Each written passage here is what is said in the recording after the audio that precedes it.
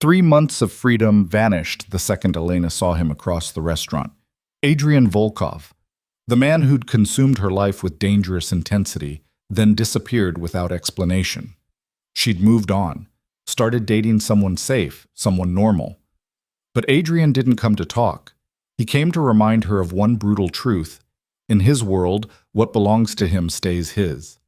When he appears at her door hours later with a diamond ring and a confession that shatters everything she thought she knew, Elena realizes escaping a mafia boss was never really an option. If you're hooked, stay with me until the end.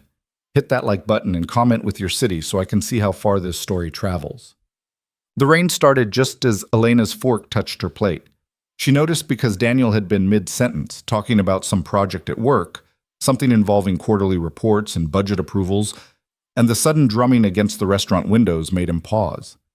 He smiled, that gentle, slightly self-conscious smile he always gave when he realized he'd been going on too long about something she probably didn't care about. "Sorry," he said. "I'm boring you." "You're not," Elena lied, returning his smile. She wasn't bored, exactly. Daniel Hayes was many things: thoughtful, stable, refreshingly uncomplicated, but boring wasn't one of them. Or maybe it was, and that was precisely what she needed. 3 months ago, she would have called this dinner painfully ordinary. Now, ordinary felt like oxygen after nearly drowning. Daniel reached across the table, fingers brushing hers. "I'm really glad we're doing this.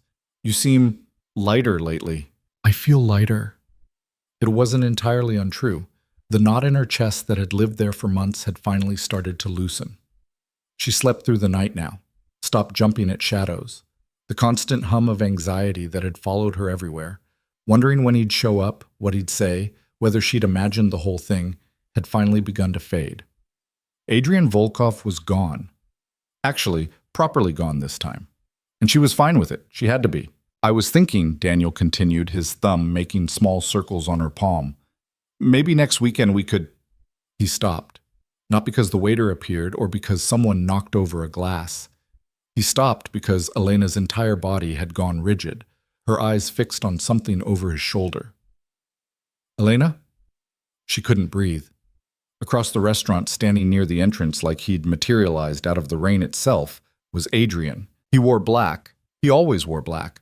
The kind of tailored perfection that made every other man in the room look like they'd gotten dressed in the dark. Water darkened his hair, droplets catching in the overhead light as he stood completely still, hands in his pockets, eyes locked on her. Not on Daniel, not on the restaurant, on her. Like she was the only person in the room. Like she'd always been the only person in any room he walked into. Elena's heart slammed against her ribs. "Babe?" Daniel's voice came from very far away. "You okay?" She forced herself to look at him, to see the concern in his normal, kind face. To remember that this dinner with a man who asked about her day and held doors and didn't disappear for months without explanation, this was real life, safe life. "I'm fine," she managed. "Just thought I saw someone."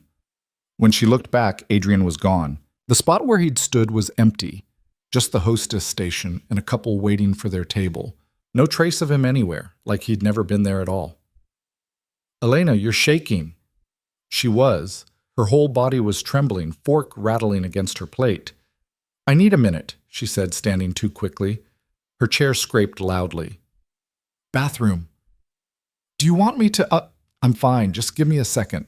She walked, not ran, because running would mean admitting something was wrong, toward the back of the restaurant.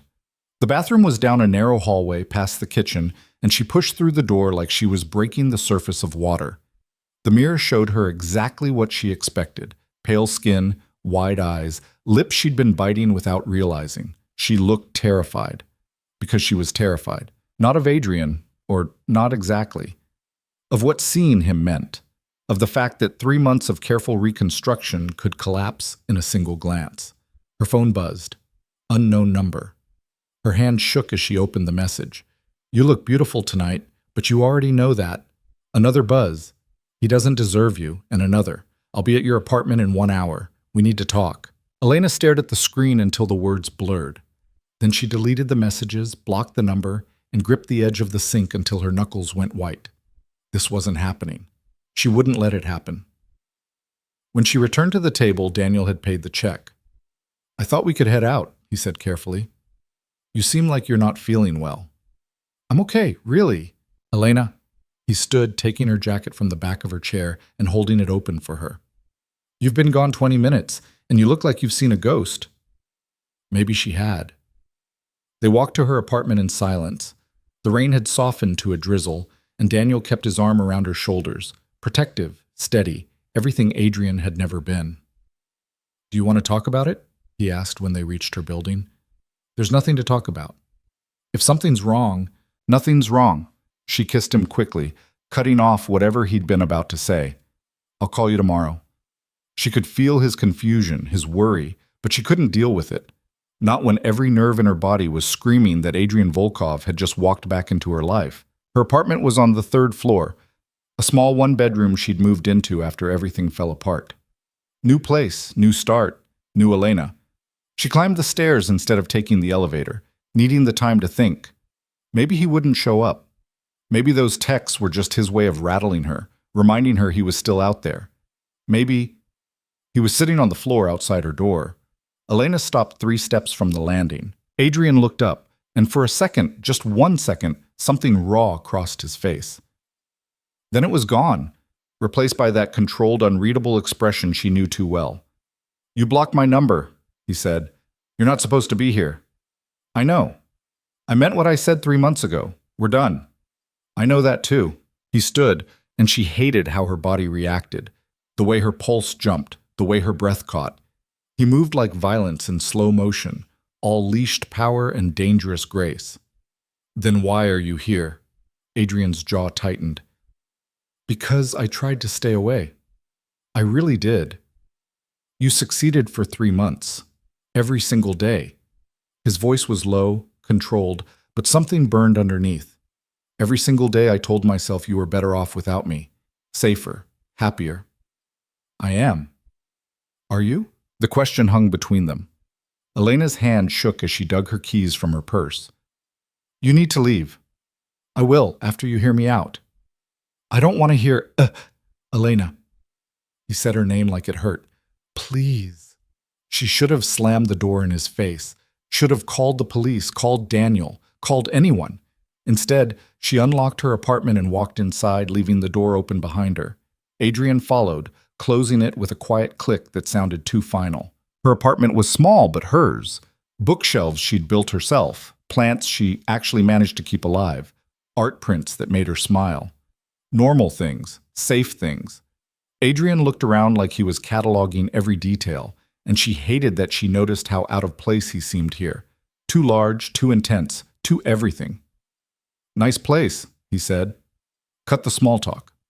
He turned to face her, and the look in his eyes made her chest tighten. "I love you." Elena laughed, sharp, bitter. "You're unbelievable."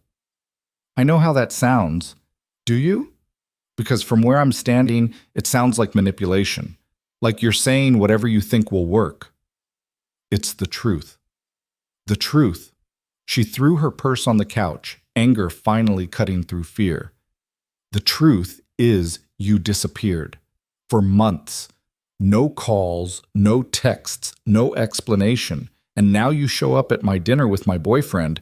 He's not right for you. That's not your decision." "I know." Adrian's control was cracking, something desperate bleeding through. "I know I have no right to be here. No right to ask anything from you, but seeing you with him made you realize I'd moved on? Made me realize I can't." The words hit like a physical blow. Elena sank onto the arm of her couch. "This is insane." "Probably. You can't just show up and say you love me and expect—" "I don't expect anything." He moved closer, stopping just outside her reach. "But you deserve to know why I left." "I don't care why. I'm the head of the Volkov organization." The room went very quiet. Elena stared at him.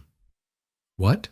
"My family runs one of the largest criminal networks on the East Coast. Trafficking, money laundering, political corruption. If you can name it, we're probably involved." His voice was flat, factual, like he was reading from a script. "I inherited the position when my father was killed. I was 23. This wasn't happening. This couldn't be happening."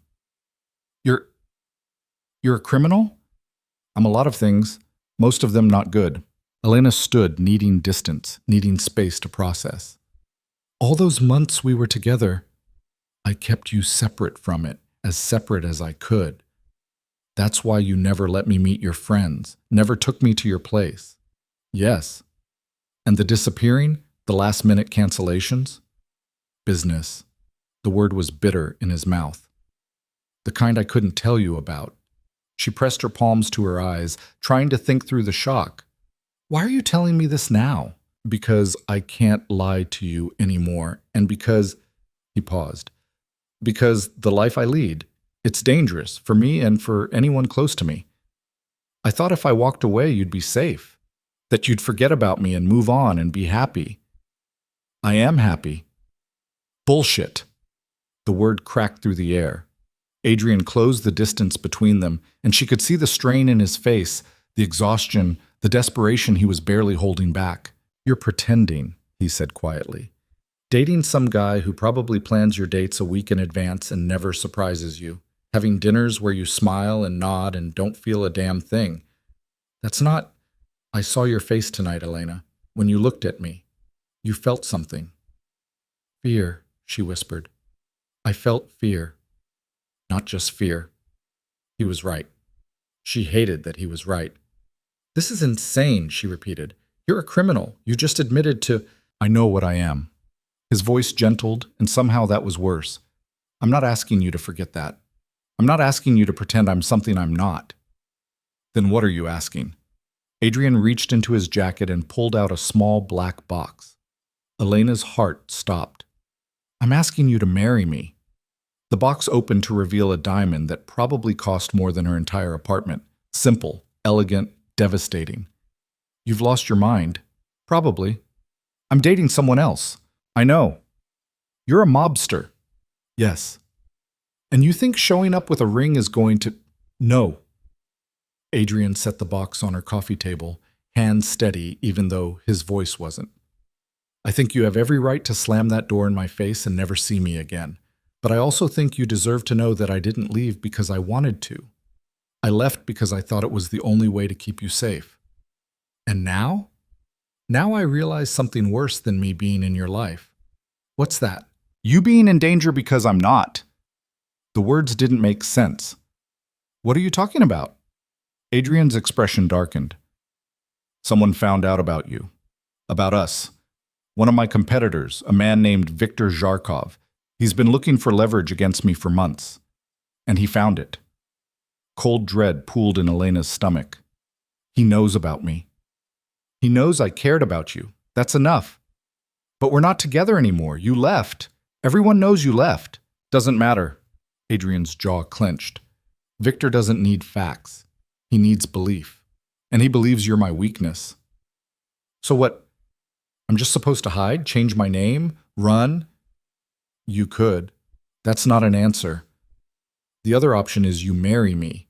Become untouchable. Under my protection, no one would dare touch you. Elena laughed, wild, disbelieving. This is your solution? Marry you and become what? A mafia wife? Yes. That's insane. It's practical. It's crazy. We haven't seen each other in months. I know. And you're asking me to marry you? I'm offering you protection. Same thing. No. Adrian's eyes burned into hers. If this was just about protection, I'd have sent guards. I'd have arranged something quiet, something anonymous. But I'm here because I want you to choose me. Not out of fear, not because you have to, but because you want to. Elena sat down hard on the couch. This can't be real. It is. You're actually serious. You want me to marry you? Yes. And if I say no?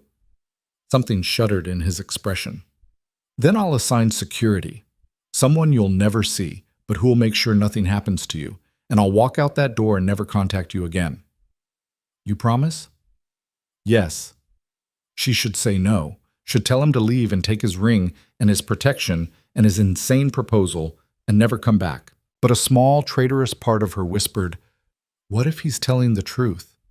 I need time, she finally said. You don't have time. Then I guess you better give me some. Adrian studied her for a long moment. Then he nodded slowly. 3 days. A week. Elena, a week, or I call the police right now and tell them everything you just told me. His mouth curved, not quite a smile, but close. You wouldn't.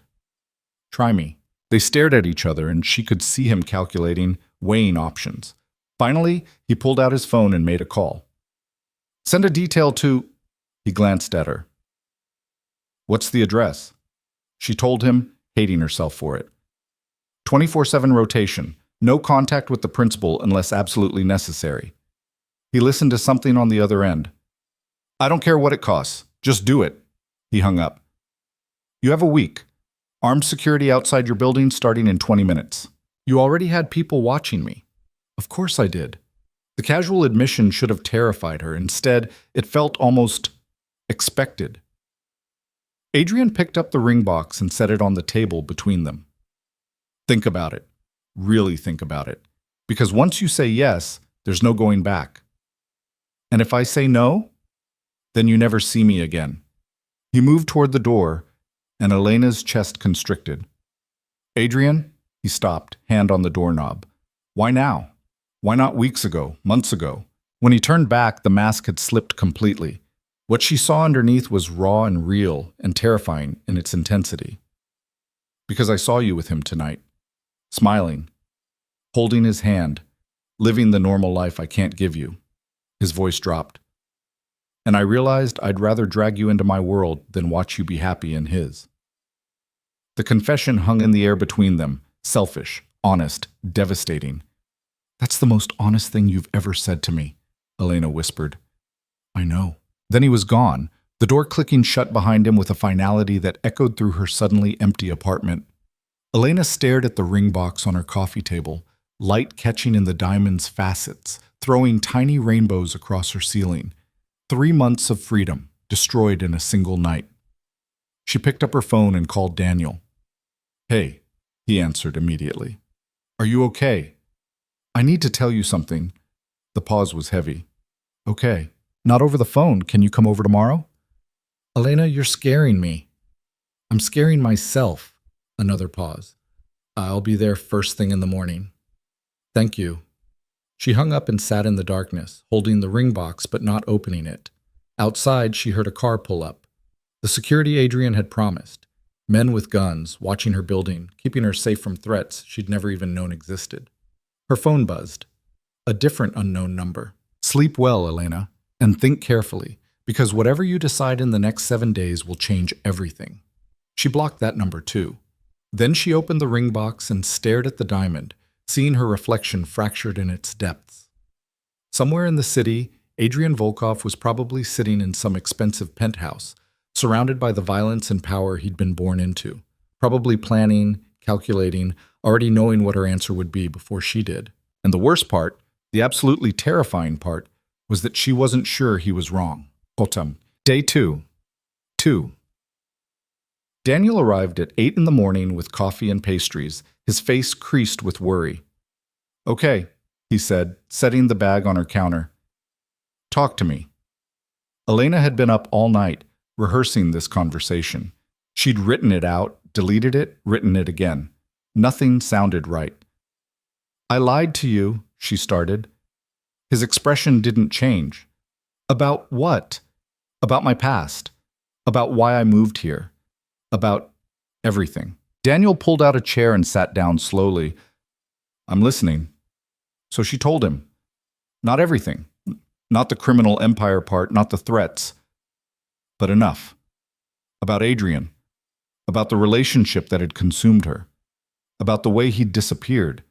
And the way she'd tried to move on. He showed up last night, she finished. That's who I saw at the restaurant. Daniel was quiet for a long time. And? And nothing. I told him to leave. But nothing. Elena. He said her name gently, and that somehow made it worse. I'm not stupid. Something happened. Something that made you call me at 11 at night sounding terrified. I needed you to know that I wasn't completely honest with you about where I was emotionally. Are you still in love with him? The question landed like a punch. I don't know, she admitted. Daniel nodded slowly like he'd expected that answer. Does he want you back? It's complicated. That's not an answer. Yes, she said quietly. He wants me back. And you're considering it. It wasn't a question. Elena met his eyes, and what she saw there broke her heart. Understanding, resignation, and underneath it all, a kindness that made her want to cry. You're a good person, Daniel. But I'm not him. You're better than him. That's not the same thing as being what you want. Silence filled her small kitchen. I'm sorry, Elena whispered. Daniel stood, and for a moment she thought he might yell, might demand explanations, might make this harder than it already was. Instead, he just kissed her forehead. Be careful, he said. Whatever this guy is, whoever he is. Be careful. Then he left, taking the coffee and pastries with him, and Elena was alone again with a diamond ring and 7 days to make an impossible decision. Day 4. The security Adrian had assigned was invisible but omnipresent. Elena never saw them directly, but she felt their presence. The black SUV that was always parked within view of her building, the way certain people seemed to materialize whenever she went outside. It should have felt oppressive. Instead, it felt like being wrapped in armor. On the 4th day, she went to work. The bookstore where she worked part-time was quiet, tucked between a coffee shop and a dry cleaner. Mrs. Chen, the owner, was reorganizing the mystery section when Elena arrived. You look terrible, Mrs. Chen said by way of greeting. Thanks. Man trouble? Is it that obvious? Mrs. Chen snorted. Honey, I've been married 40 years. I know man trouble when I see it. She handed Elena a stack of books. Want to talk about it? Not really. Want to pretend to work while I make you tea and give unsolicited advice? Despite everything, Elena smiled. That sounds perfect. They worked in comfortable silence for an hour, Elena shelving books while Mrs. Chen rattled around in the back office. When she emerged with 2 steaming mugs, she settled into her usual chair by the window. So, she said, is he worth it? Elena didn't pretend not to know who she meant. I don't know. Does he make you happy? He makes me feel alive. Not the same thing. I know. Mrs. Chen sipped her tea thoughtfully. My husband, when I met him, my parents forbade it.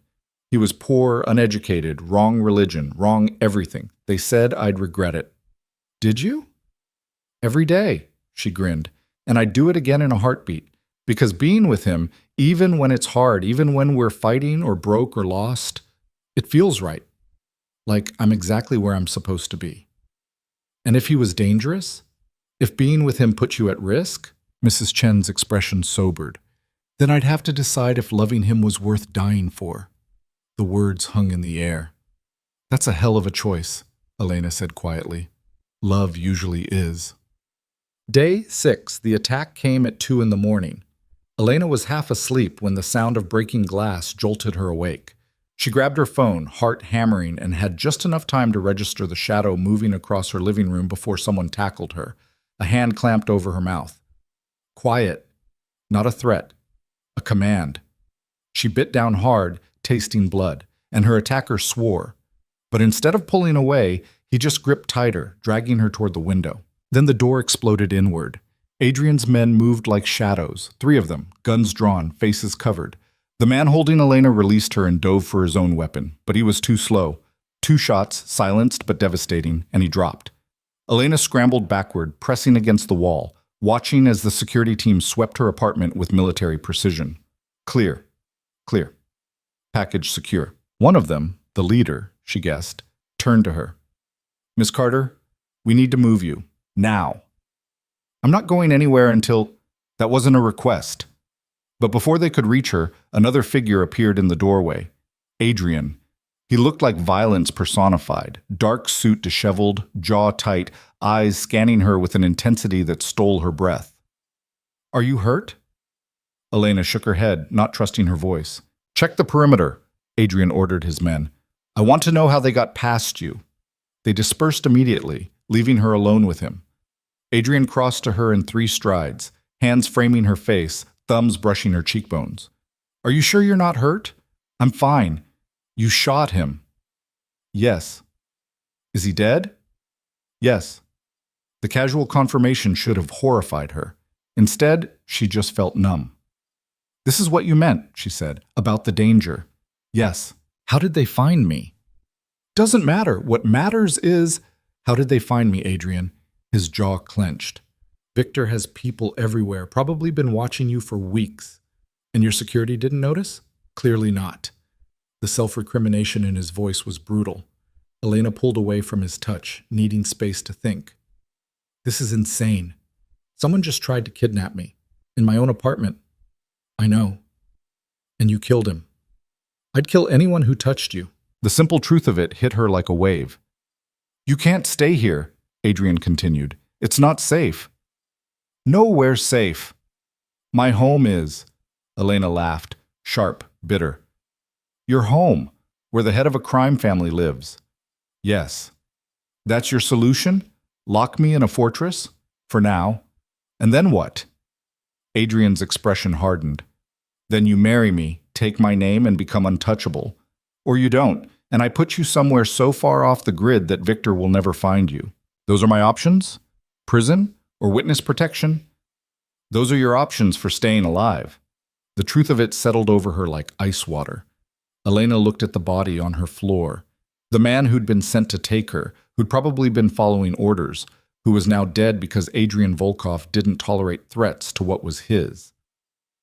I need my things, she heard herself say. Adrian's eyes widened slightly. Surprise, relief, something she couldn't name. I'll have them packed. I can pack my own. You're not staying here another second. He pulled out his phone and made a series of rapid calls while Elena stood in her destroyed living room, trying to process the fact that her life had just irrevocably changed. 20 minutes later, she was in the back of an armored SUV, watching her apartment building disappear in the side mirror. Adrian sat beside her, silent, one hand resting on the seat between them, close enough to touch, but not touching. Where are we going? She finally asked. Somewhere safe. That's not an answer. It's the only answer I have right now. They drove through the city, taking a route that seemed designed to lose any tails, until they reached a building in the financial district. Underground parking, private elevator, security at every checkpoint.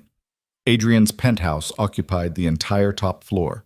Elena stepped inside and stopped. It was unexpected. She'd anticipated something cold, sterile, all glass and steel and masculine posturing. Instead, she found warm hardwood floors, floor-to-ceiling windows overlooking the city, art that looked chosen rather than expensive for the sake of it. Guest room's down the hall, Adrian said. Everything you need should be there. If not, tell me and I'll get it. Just like that? Just like that. She wandered through the space, hyper-aware of him watching her. This is really your home? Yes. It's not what I expected. What did you expect? I don't know. Something more, she gestured vaguely. Mafia-ish? Despite everything, his mouth curved slightly. What does a mafia home look like? Dark leather, animal heads on the walls, maybe a throne made of your enemy's bones. I'll see what I can do about the throne. The almost joke broke something in her chest. Elena turned to face him fully. You saved my life tonight. I put your life in danger by existing. That's not... It's exactly what happened. His voice was hard, self-directed anger bleeding through. Victor wouldn't have touched you if you weren't connected to me. I'm not connected to you. We haven't been together in months. Doesn't matter to him. You were mine once. That's enough. The possessive phrasing should have bothered her, should have set off alarm bells and sent her running, but all she felt was tired. I can't think right now, she admitted, about marriage or danger or any of it. I need to sleep. Adrian nodded. Guest room, second door on the left, bathroom's attached. There's clothes in the closet that should fit. How did you, I had someone shop. You had someone shop for me? Before you even knew if I'd come here? I hoped. The admission was quiet, almost vulnerable. Elena didn't know what to say to that, so she just walked down the hall and found the room exactly as promised. The bed was enormous. The sheets looked like they cost more than her rent, and the closet was indeed stocked with clothes, her size, her style, like whoever bought them had studied her wardrobe. She changed into pajamas that were softer than anything she owned and crawled under covers that felt like being wrapped in clouds. Sleep should have been impossible. Instead, she was unconscious in seconds. Day 7. Elena woke to sunlight streaming through unfamiliar windows and the smell of coffee. For one disoriented moment, she couldn't remember where she was. Then it crashed back. The attack, the gunshots, Adrian's penthouse. She found him in the kitchen, standing at the counter in jeans and a t-shirt that shouldn't have been devastating but somehow was. Domestic Adrian. Unguarded Adrian. Coffee? He offered. Please. He poured her a cup. Black, no sugar, exactly how she took it, and slid it across the counter. They stood in silence, drinking coffee like this was normal, like her life hadn't exploded less than 12 hours ago. Victor's dead, Adrian said finally. Elena set down her cup carefully. What? He died this morning. Car accident. Very tragic. The flat tone made it clear exactly how accidental the accident had been. You had him killed. Yes. Just like that. He tried to take you. There was never going to be another outcome. Elena should have been horrified. Should have demanded details. Should have insisted on calling the police. Should have run screaming back to her normal life.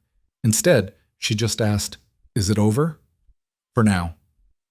That's not the same as yes. There's no yes in my world, just varying degrees of temporary peace. She absorbed that.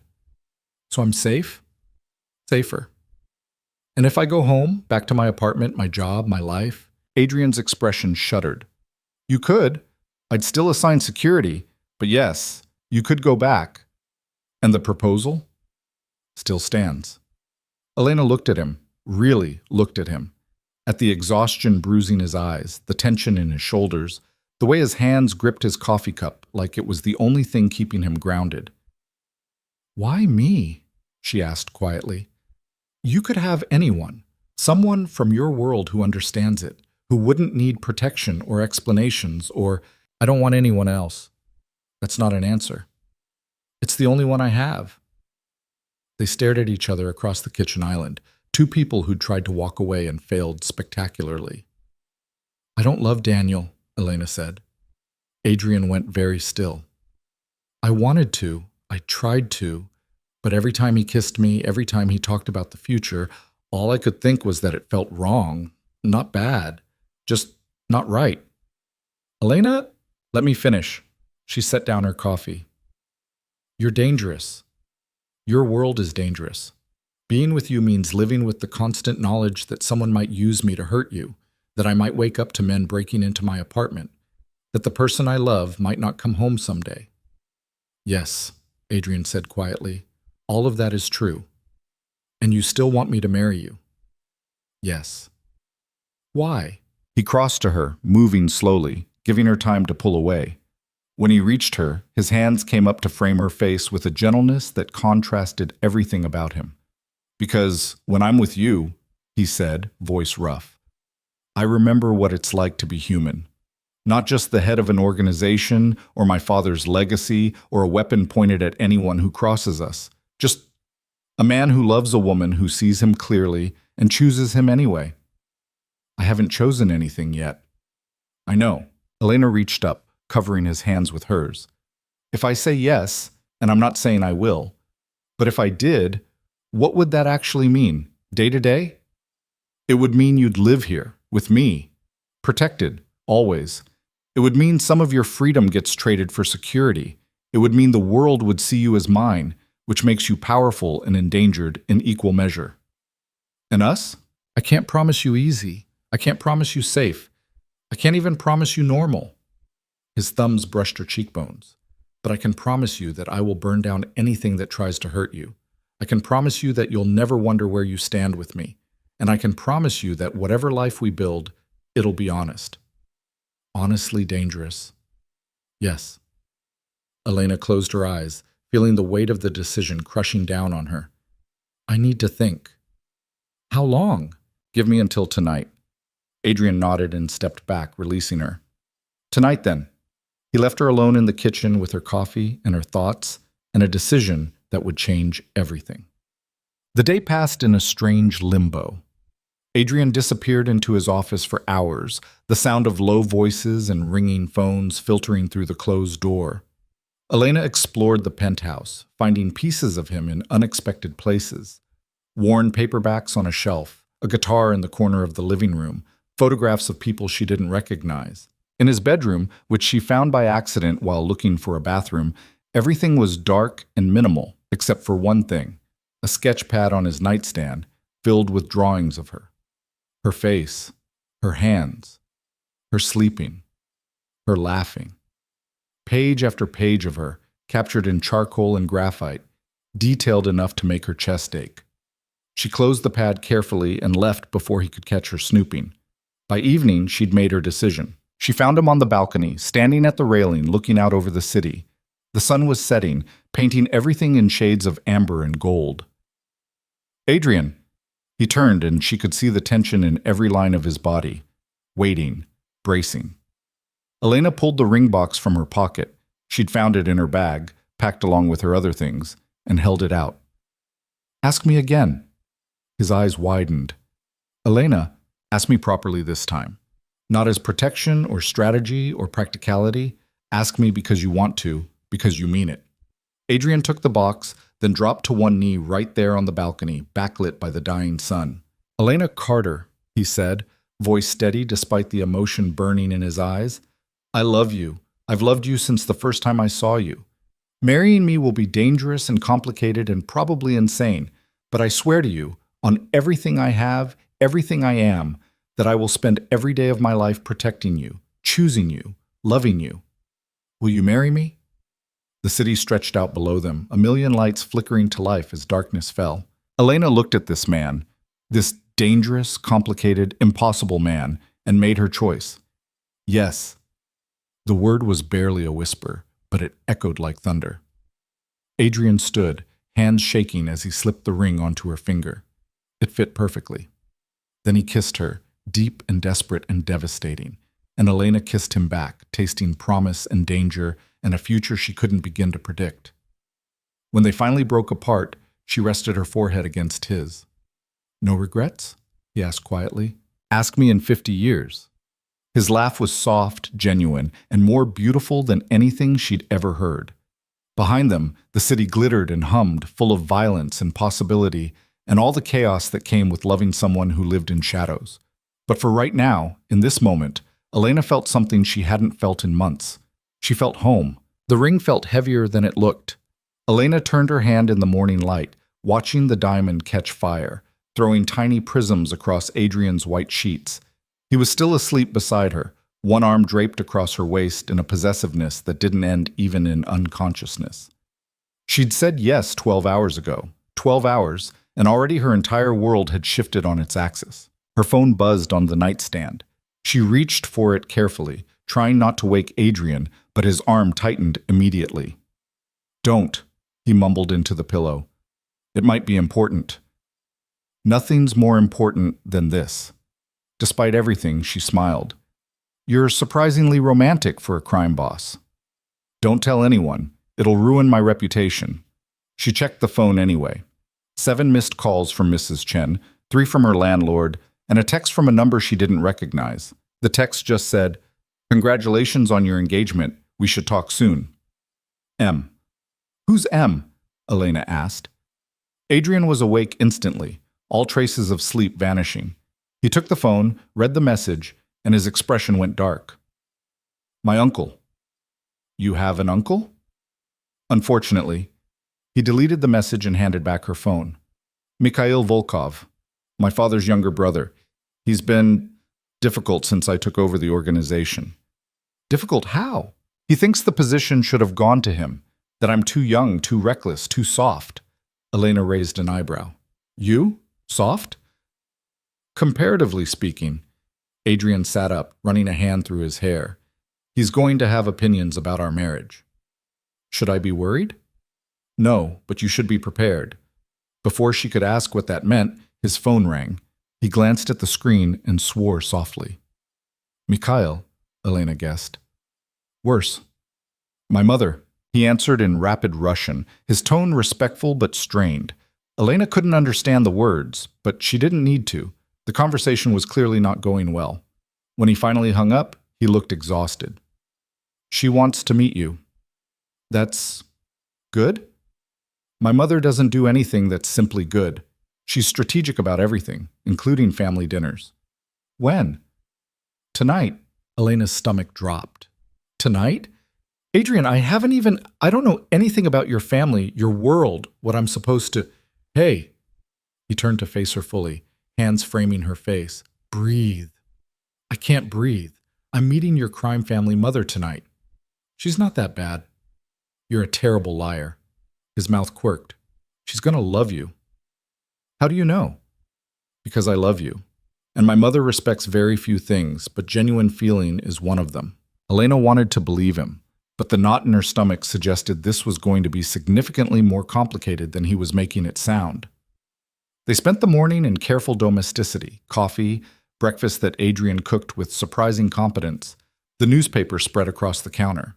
It felt almost normal, except for the armed guards Elena could see through the windows, and the way Adrian's phone never stopped buzzing with messages he mostly ignored. I need to work for a few hours, he said finally, rinsing their plates. You'll be safe here. There's security on every floor, cameras everywhere, and the building itself is a fortress. I got it. If you need anything, I'll figure it out. He studied her for a moment, like he was trying to decide if she was serious or just pretending to be okay. Then he kissed her forehead and disappeared into his office. Elena wandered the penthouse, feeling restless and slightly trapped. She found herself in front of the floor-to-ceiling windows, looking out at the city she'd lived in for years, but was now seen from an entirely different vantage point. Her phone rang. Mrs. Chen. You're alive, Mrs. Chen said without preamble. I was starting to think you'd been kidnapped. Sorry, I should have called. Your apartment was broken into. The police came by the store asking questions. You want to tell me what's going on? Elena closed her eyes. She'd been so caught up in everything with Adrian that she hadn't even thought about the aftermath of the attack. It's complicated. It always is with you.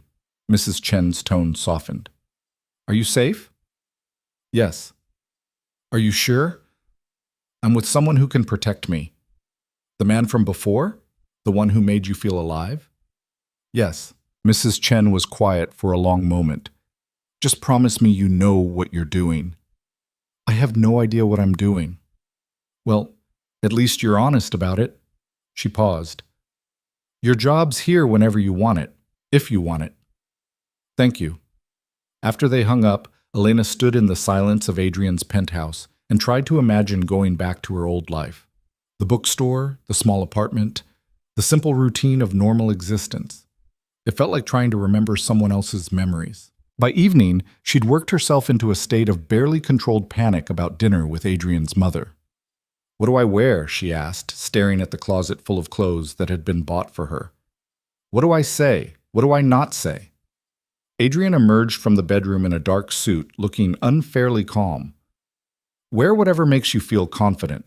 Say whatever you're thinking. Don't let her intimidate you. That's not helpful. She's going to test you. That's what she does. But Elena, see, he caught her hand, pulling her close.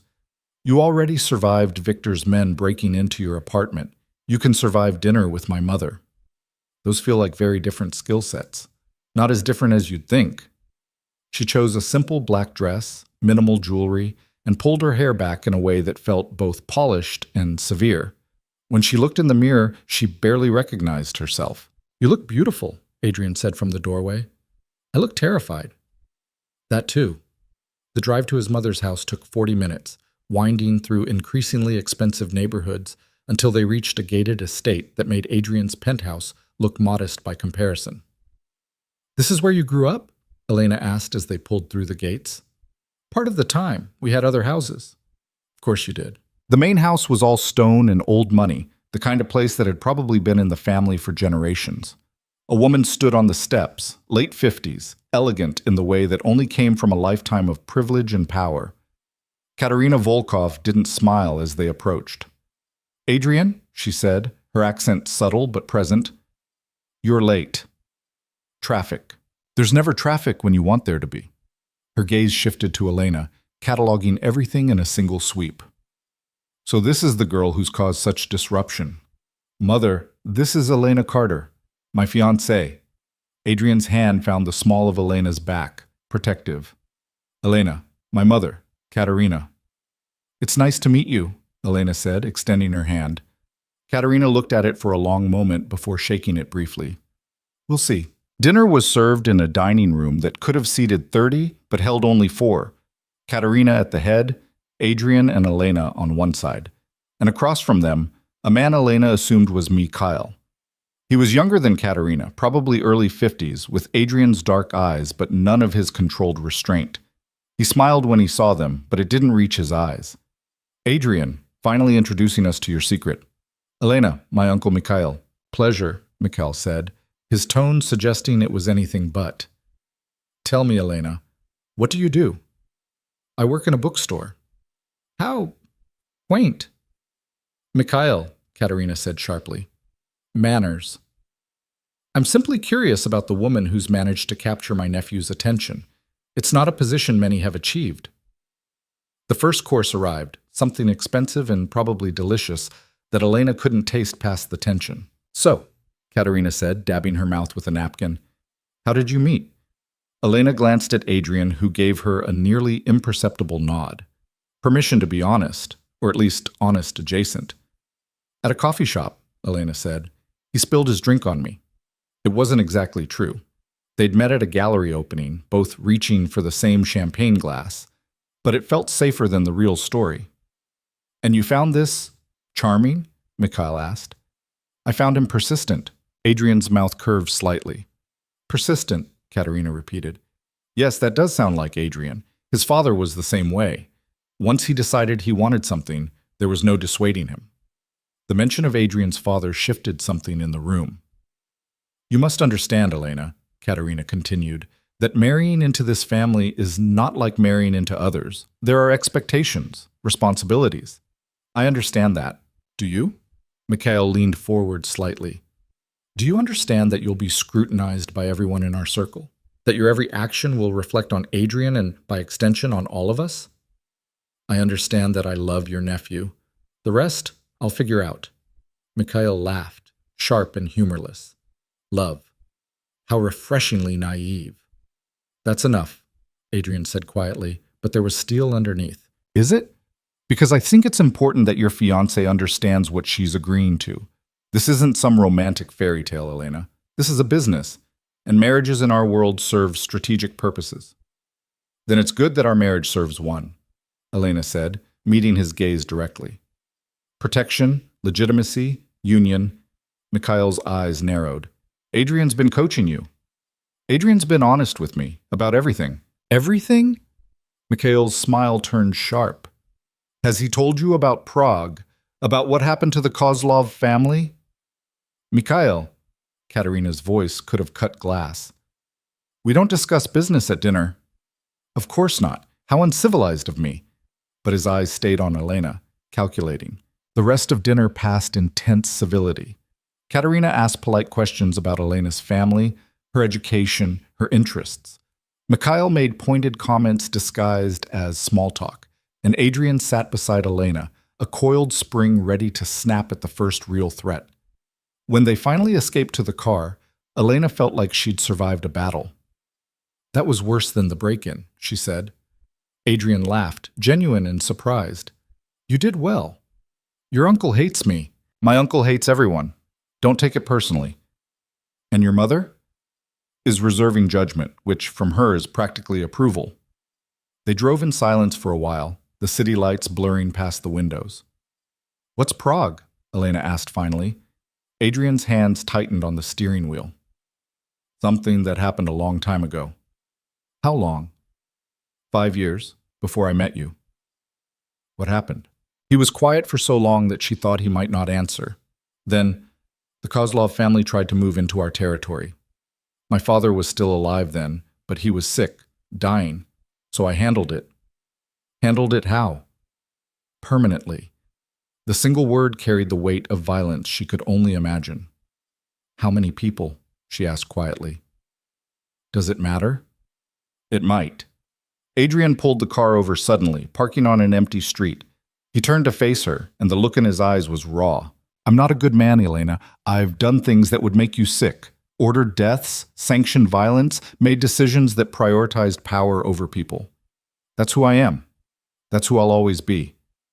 I know. Do you? Because it's easy to say you know in theory. It's different when you're looking at me and thinking about all the blood on my hands. Elena reached over and took one of those hands in hers. I'm not naive enough to think you're anything other than what you are, but I'm also not naive enough to think people are only one thing. What does that mean? It means you're a killer, and you're also the man who draws pictures of me when he can't sleep. You're ruthless, and you're also the person who remembers how I take my coffee. You've destroyed families, and you're building one with me. She squeezed his hand. You're not just one thing, Adrian. None of us are. He pulled her across the center console, kissing her hard enough to bruise. When they broke apart, his forehead rested against hers. I don't deserve you, he said quietly. Probably not, but you're stuck with me anyway. They stayed like that for a long moment, two people who'd chosen each other despite every logical reason not to. When they finally returned to the penthouse, there was a message waiting, an envelope slipped under the door, expensive paper with no return address. Adrian opened it, his expression darkening as he read. What is it? Elena asked. An invitation to our engagement party. That's good? It's from Mikhail. Oh. Adrian handed her the card. The writing was elegant, formal, announcing a celebration in 3 days at one of the city's most exclusive venues. He's making a move, Adrian said. A party is a move? In our world, everything is a move. He's forcing me to either accept and give him a platform to publicly question our engagement, or decline, which makes me look weak. So we accept and show him he's wrong. It's not that simple. Why not? Adrian sat down heavily on the couch, and for the first time since she'd known him, he looked genuinely tired. Because engagement parties in our circle aren't just celebrations.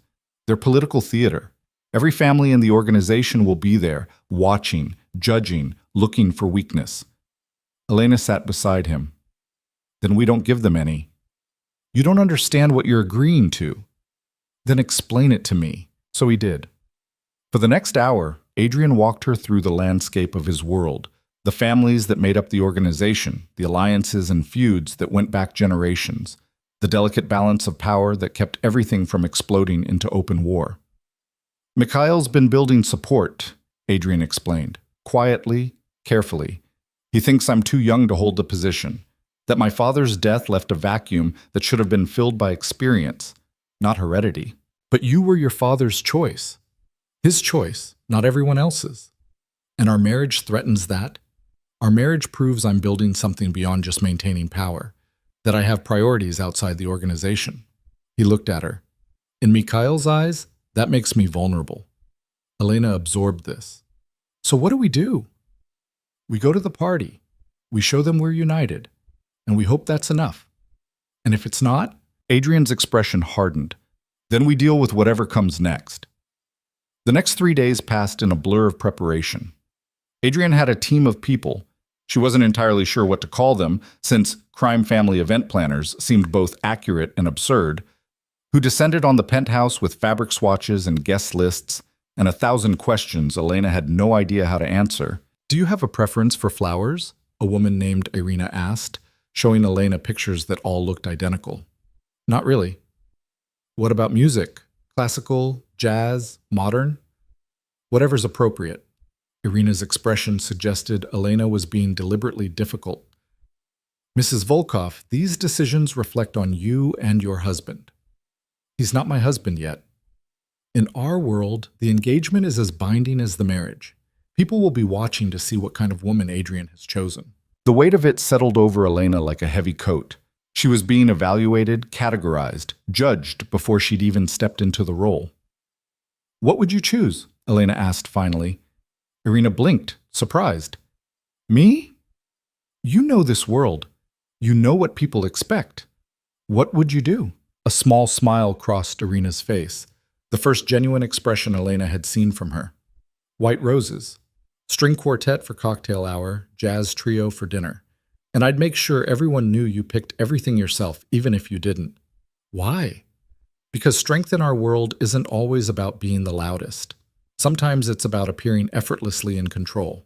Elena learned more about Adrian's world from Irina in 3 days than she had in all her previous conversations with Adrian.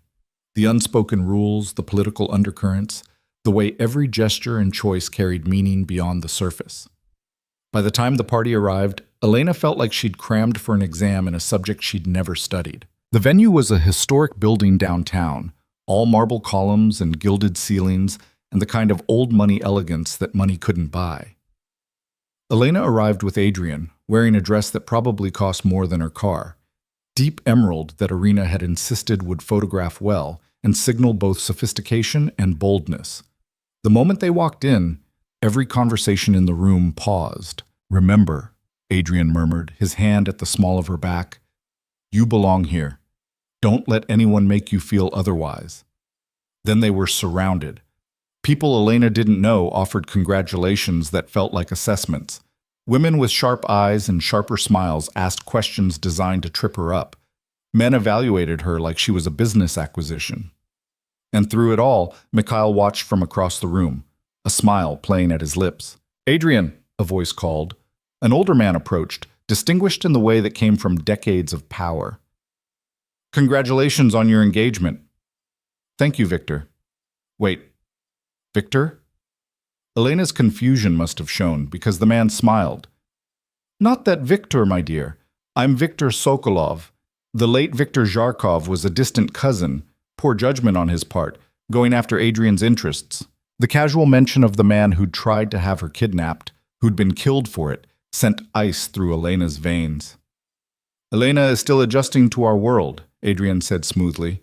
"She comes from a very different background." "How refreshing," Sokolov said, but his eyes were calculating. "We've grown so insular. New blood might be exactly what we need." After he left, Elena turned to Adrian. "That was a test. Everything tonight is a test. And how am I doing?" "You're still standing. That's passing." The evening crawled by. Elena smiled until her face hurt, made small talk until her voice felt hoarse, and navigated conversations that felt like walking through a minefield blindfolded.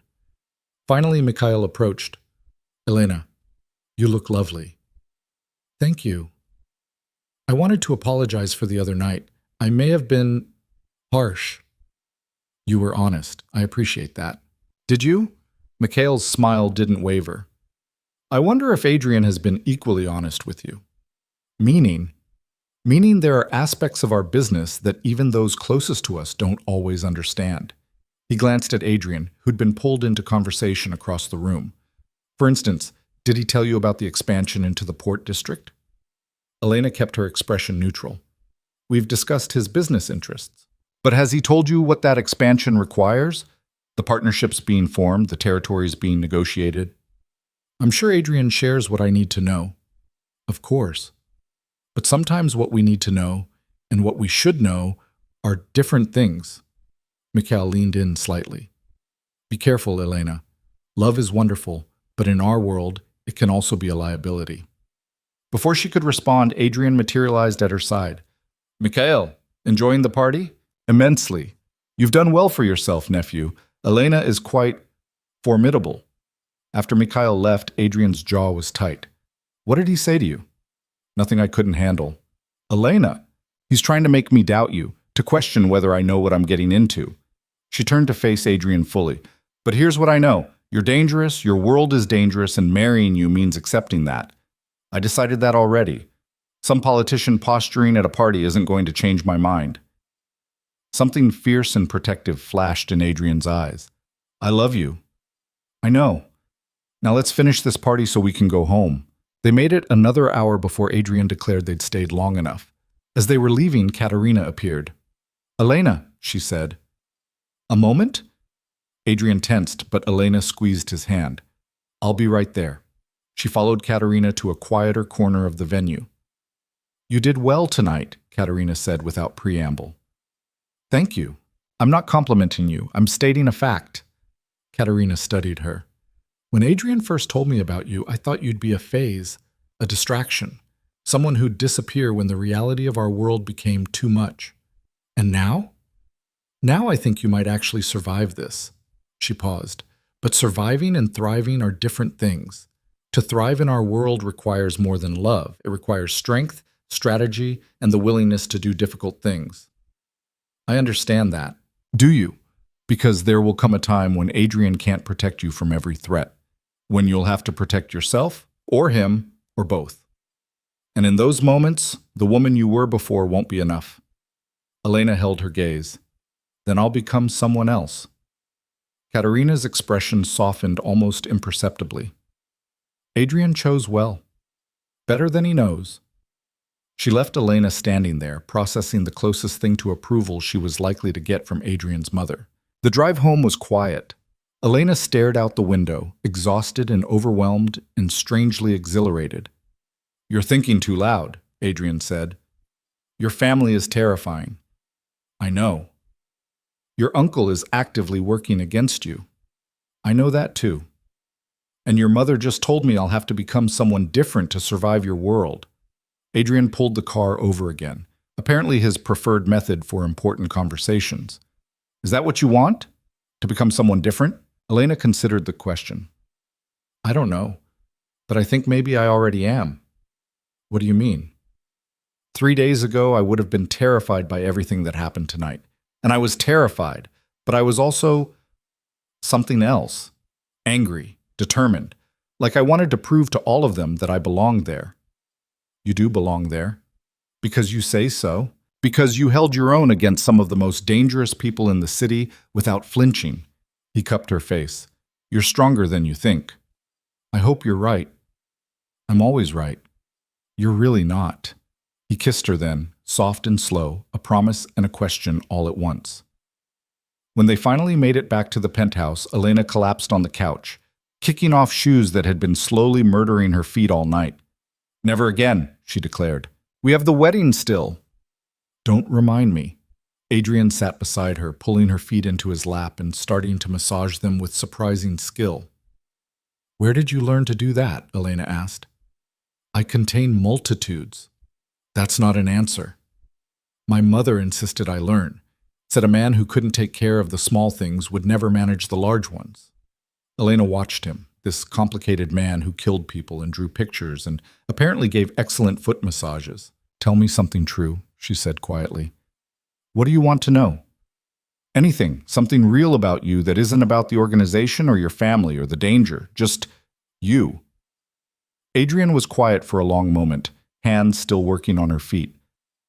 "I wanted to be a musician," he said finally. "When I was younger, before everything, I played guitar and wrote songs and thought maybe I could make something beautiful instead of just managing violence. What happened? My father died, and everything else became irrelevant." "Do you still play?" "Sometimes, late at night when I can't sleep." "Will you play for me sometime?" "Maybe." "That means no. That means I'm terrified you'll hear me and realize you've engaged yourself to a mediocre guitarist with delusions of artistic talent." Elena laughed, and it felt good, normal and easy in a way nothing else about their relationship was. "I'm sure you're terrible," she said, "but I'd still like to hear it." Adrian pulled her closer and she settled against his chest, listening to the steady rhythm of his heartbeat.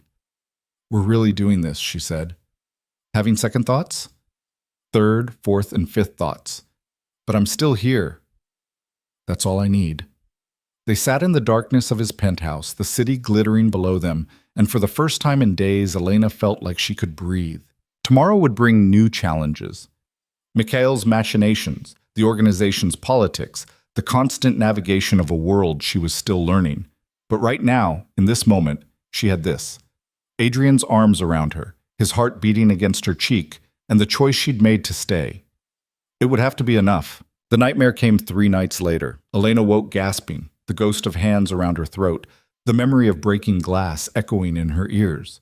For a disorienting moment, she was back in her old apartment, watching a shadow move across her living room. Then Adrian's arms were around her, his voice low and steady in the darkness. "You're safe. I'm here. You're safe." She pressed her face against his chest, trying to slow her racing heart. "Sorry, I didn't mean to wake you. Don't apologize." His hand moved in slow circles on her back. "Same dream?" "Always the same dream." It had been happening every few nights since the attack. fragments of memory mixed with imagination, creating scenarios worse than what had actually occurred. In some versions, Adrian's men didn't arrive in time. In others, she fought back and lost. The details changed, but the terror was always the same. "Maybe you should talk to someone," Adrian said carefully. "A professional. A therapist? How would that conversation go?"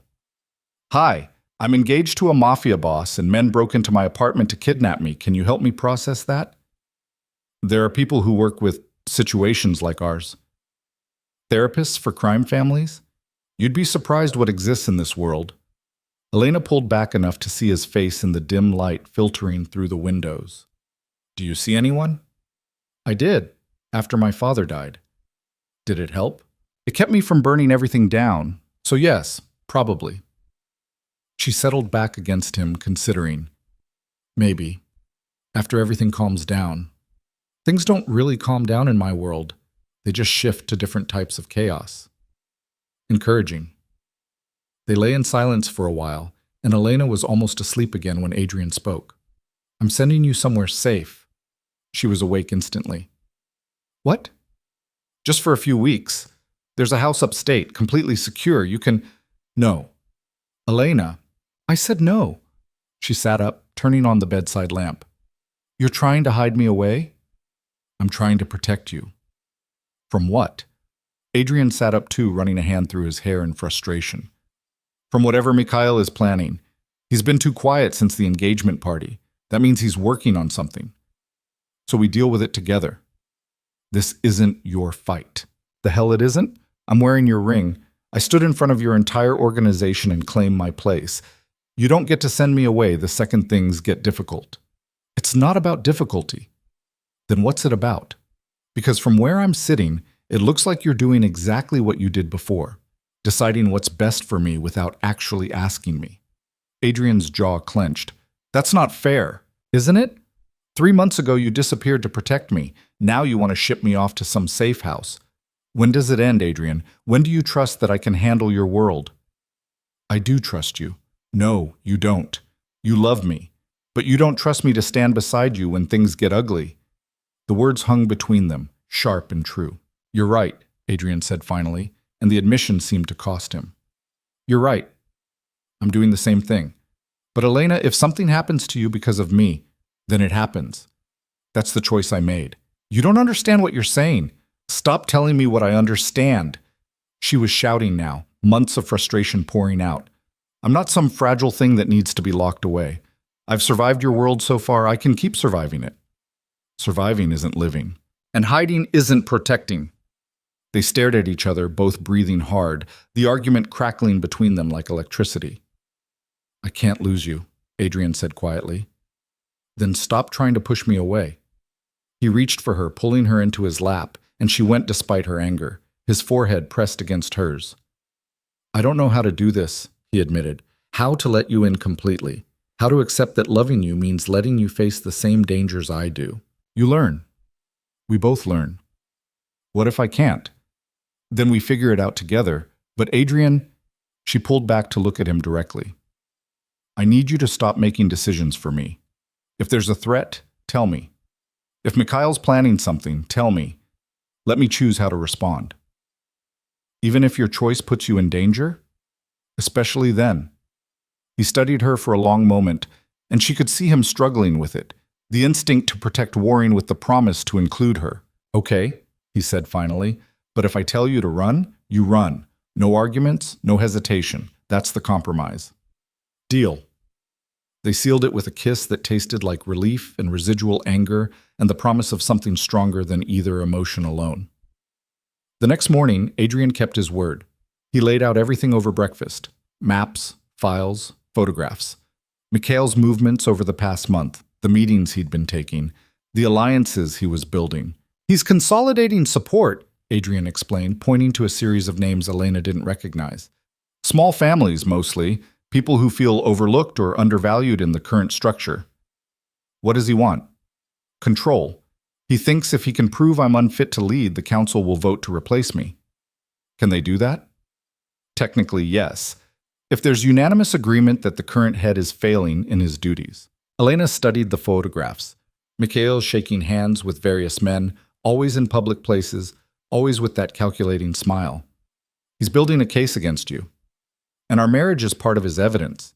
He's going to argue that I've become distracted, that my priorities have shifted away from the organization. So we prove him wrong. How? Elena thought for a moment, an idea forming. What if we don't try to prove him wrong? What if we prove that your priority shifting is actually a strength? I'm not following. Mikhail's argument is that you're too focused on personal matters. But what if that focus is what makes you a better leader? What if loving me, building a life outside the violence, makes you more human, more capable of seeing beyond just power and control? Adrian's expression was skeptical. That's not how people in this world think. Maybe it's how they should think. Elena, hear me out. Your father led through fear, right? Through violence and dominance? Yes. And where did that get him? Dead at 53, surrounded by people who resented him. Adrian flinched, but didn't argue. You're different, Elena continued. You could be different. Lead differently. Show them that strength doesn't have to mean isolation. You're talking about fundamentally changing how the organization operates. I'm talking about you being yourself instead of being your father's shadow. The words landed hard. Adrian stood abruptly, walking to the windows, his shoulders rigid. My father built this organization into what it is today. And you can build it into something better. Or destroy it completely. Elena joined him at the window, taking his hand. You know what I see when I look at you? Not the head of a criminal empire. Not your father's legacy. Just a man who's trying to do right by the people who depend on him while also trying to have something that's his own. Those things are incompatible. They don't have to be. Adrian turned to face her. You really believe that? I believe in you. That's enough for now. He pulled her close, and they stood looking out at the city, both of them knowing that belief alone wouldn't be enough, but choosing to hold on to it anyway. The call came that afternoon. Adrian was in a meeting with some of his lieutenants when his phone rang, a number he didn't recognize. He almost ignored it, but something made him answer. Volkov. Adrian, it's Dmitry Kozlov. Adrian's blood went cold. Dmitry Kozlov was the son of the family he'd eliminated in Prague, the son who'd disappeared after the massacre, presumed dead or in hiding. How did you get this number? I have friends, but that's not important. Dmitry's voice was calm, almost pleasant. What's important is that I have something of yours. I don't know what you're talking about. Don't you? Elena Carter, 27 years old, works at a bookstore on 5th, recently engaged to the man who murdered her entire family. Adrian's hand clenched around the phone. If you touch her, I already have. The line went dead. Adrian was moving before he consciously decided to, shouting orders to his men, grabbing his gun, his mind racing through scenarios each more horrifying than the last. He called Elena's phone. No answer. He called the security detail assigned to watch her. No answer.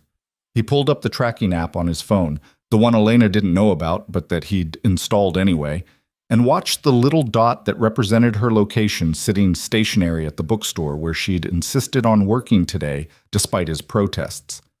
The drive took 8 minutes that felt like 8 hours. His men surrounded the building, weapons drawn, moving with practiced precision. Adrian went through the front door, and the normalcy of it made him want to scream. Customers browsing shelves, Mrs. Chen ringing up a sale, everything exactly as it should be, except Elena wasn't there. Where is she? He demanded, and Mrs. Chen looked up, startled. Elena. She left about an hour ago, said she wasn't feeling well. Did she leave alone? There was a man with her, said he was her brother. Adrian felt the world tilt. She doesn't have a brother. Mrs. Chen's face went white. Oh no, I thought he seemed so concerned about her. But Adrian was already moving, pulling up the security footage on his phone, scanning through until he found it. Elena walking out with a man who had his arm around her shoulders, her expression dazed, clearly drugged. Dmitry had taken her in broad daylight, walked her out of the bookstore like she was just a sick girl being helped home, and no one had thought to question it. Adrian's phone buzzed, a text from the same unknown number. We need to talk about Prague. Come alone or she dies. An address followed. A warehouse district on the waterfront, neutral territory, or what passed for it. Adrian stared at the message, every instinct screaming at him to bring an army, to burn the entire district to the ground until he found her. But he knew Dmitri, knew the kind of man he'd been trained to be, knew that any deviation from the instructions would result in Elena's death. He looked at his second-in-command, a man named Alexei, who'd served his father and now served him.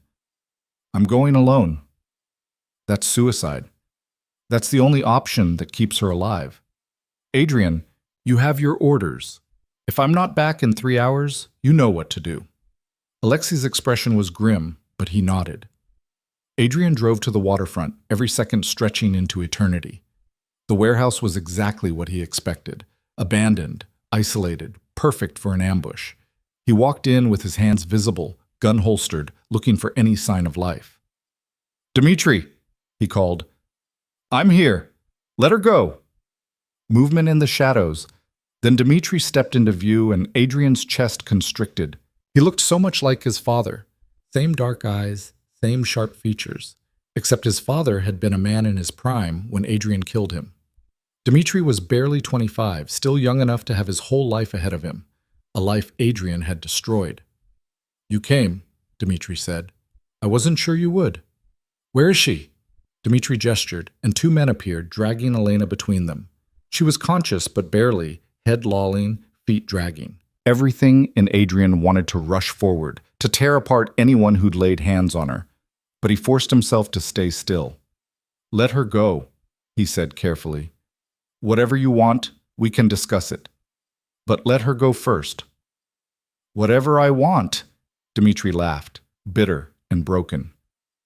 "You killed my entire family, my father, my mother, my sister. Do you remember her name?" Adrian did. Katya, 16 years old. She'd been sleeping when his men came. "I remember," he said quietly. "Do you? Or was she just another casualty in your rise to power?" "She was a child, and I have regretted her death every day since. Regret doesn't bring her back." "No, it doesn't." Dmitri pulled out a gun, pressing it to Elena's temple. She whimpered, the sound cutting through Adrian like a knife. "How does it feel?" Dmitri asked. "Knowing you're about to lose someone you love?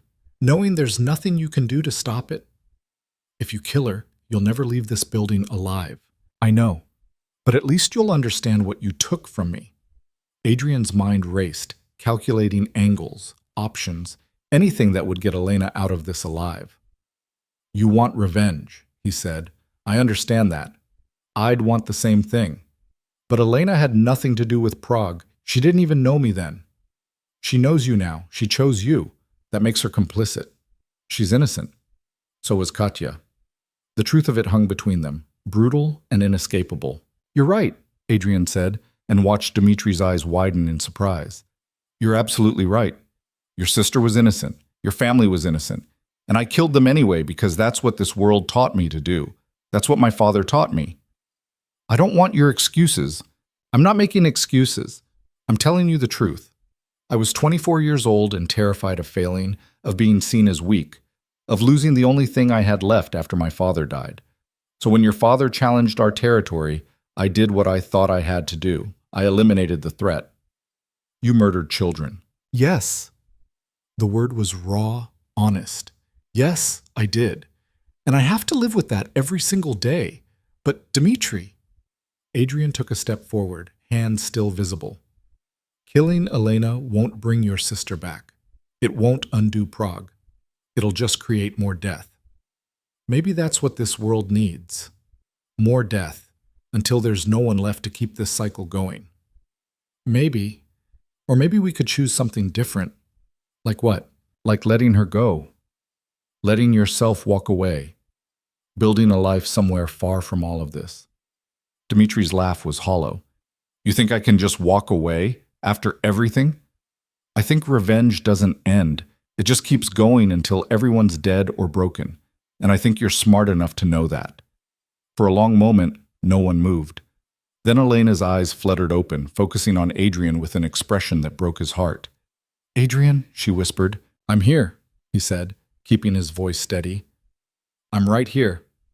Dmitri looked between them, and something shifted in his expression. "You really love her?" "Yes." Enough to die for her? Yes. Prove it. Dmitri pulled the gun away from Elena's head and pointed it at Adrian. Get on your knees. Adrian knelt without hesitation. You're just going to let me execute you? If it means she lives, yes. Elena made a sound of protest, struggling against the men holding her, but she was too drugged to fight effectively. Dmitri approached slowly, gun steady, and Adrian could see his hand trembling slightly. He was trying to work up the courage to pull the trigger. Do it, Adrian said quietly. Take your revenge. Just let her go first. Why should I believe you'll let her go? Because I give you my word. And because I think, under different circumstances, we could have understood each other. Dmitri's jaw clenched. The gun pressed against Adrian's forehead, cold and final. I wanted to hate you, Dmitri said. I've spent 5 years planning this moment, imagining how good it would feel to watch you beg, to see you suffer the way my family suffered. And now? Now I just feel tired. The gun lowered slightly. I can't let you go, Dmitri continued. Everyone would see it as weakness. They'd come after me, after anyone I cared about. This is the only way it ends. Then end it, Adrian said. But let Elena walk out of here first. Dmitri studied him for a long moment. Then he nodded to his men. Let her go. Dmitri, one of them protested. I said let her go.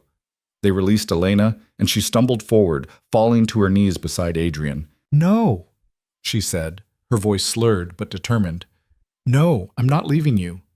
Elena, you need to go. I won't. Please.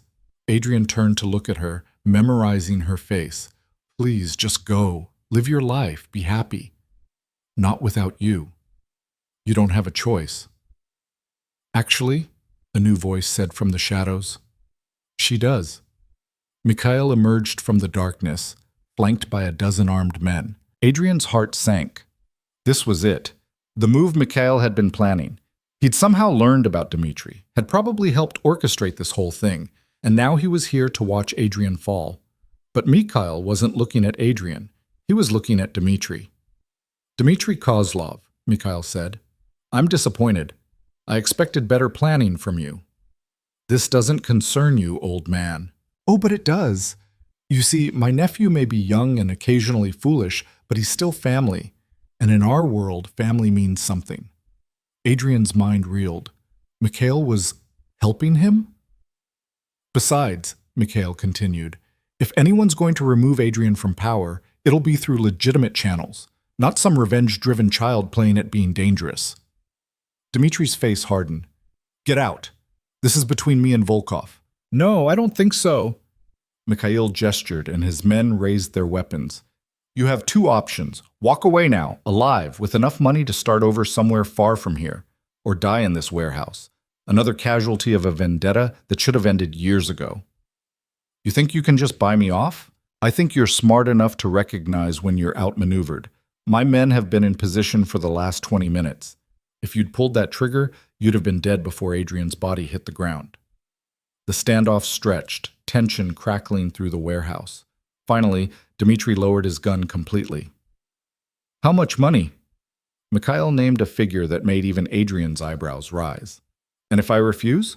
Then my men open fire, and we all pretend this conversation never happened. Dmitri looked at Adrian, still kneeling with Elena beside him. You're lucky you have family that cares about you. Mine is all dead because of decisions I couldn't control. I know, Adrian said, and I'm sorry. It doesn't change anything, but I am sorry. Sorry doesn't matter in this world. No, it doesn't. Dmitri holstered his gun. I want the money within 24 hours, and I never want to see any of you again. Done, Mikhail said.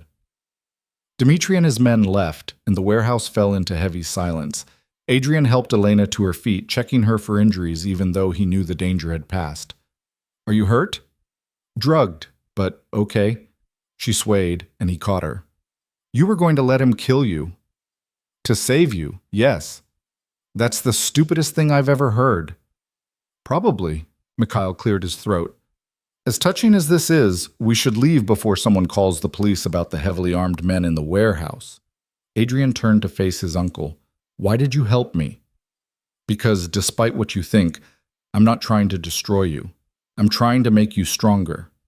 Mikhail's expression was unreadable.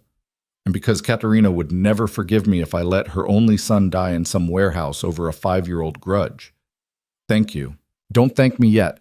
We still need to discuss your leadership, but that's a conversation for another day. He paused. Take care of your girl. She looks like she's about to fall over. Mikhail and his men left, and Adrian was alone with Elena in the empty warehouse. Can you walk? He asked. I can try. He ended up carrying her to the car, and she was unconscious before they even left the parking lot.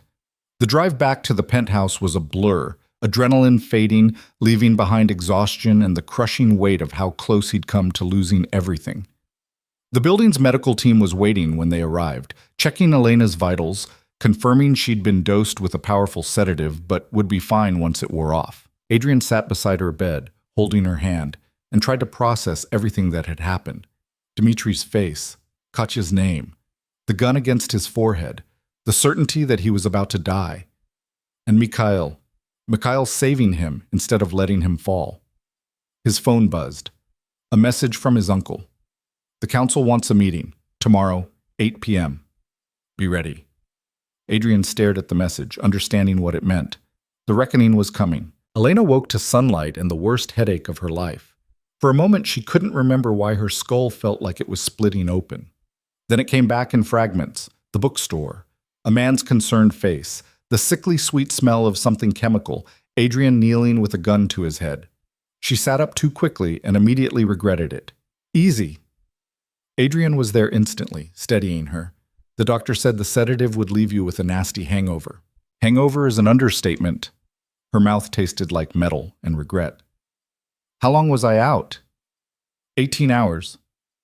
18. She looked at the windows, the afternoon light, and felt disoriented all over again. What happened after the warehouse? Mikhail's men escorted Dmitri to the airport. He's gone. As of this morning, he's someone else's problem in a country without an extradition treaty. Elena absorbed this, her memories of the warehouse still hazy. He was going to kill you. Yes. And you were going to let him. To save you, yes. She looked at him, really looked at him. The exhaustion in his face, the tension he was barely holding back, the way his hand shook slightly when he handed her a glass of water. You're an idiot, she said. Probably. I mean it. What kind of plan was that? Trade your life for mine and hope everything works out? It wasn't a plan. It was the only option. It was a terrible option. It was the only one that kept you alive. They glared at each other, both of them breathing hard, the argument covering up the terror they'd both felt. I thought I lost you, Elena said finally, her voice breaking. I woke up just enough to see that gun pointed at your head, and I thought... Adrian pulled her close, and she buried her face in his shoulder, trying not to cry and failing. I'm sorry, he said quietly. I'm sorry you had to go through that. It's not your fault. It's entirely my fault. Dmitri took you because of me, because of what I did in Prague. Elena pulled back enough to see his face. Tell me about Prague. All of it. Elena, you said we were going to be honest with each other, so be honest. What happened? Adrian was quiet for a long moment. Then he stood, walking to the window, and when he spoke his voice was flat, detached. The Kozlov family controlled shipping routes through Eastern Europe. My father wanted those routes. He spent 2 years trying to negotiate, but Alexei Kozlov wouldn't budge. When my father got sick, the Kozlovs saw it as weakness. They started moving into our territory, undercutting our prices, stealing our contracts. So you went to war. I went to Prague with a team. The plan was to make an example, hit them hard enough that they'd retreat.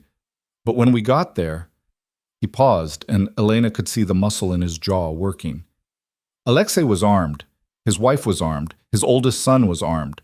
But his daughter, Katya, she was just a kid, 16. She heard the gunfire and came downstairs. What happened? One of my men panicked, shot her before I could stop him. And then I made a decision. We couldn't leave witnesses who knew our faces, knew who we were, so I gave the order. His voice was hollow. Alexei's other children, his wife, the household staff, everyone. Elena felt sick. How many people? 11, including Katya. The number hung in the air between them. After that, the Kozlov organization fell apart. No leadership, no structure. We absorbed what was left, took the shipping routes, and everyone in our world understood what happened.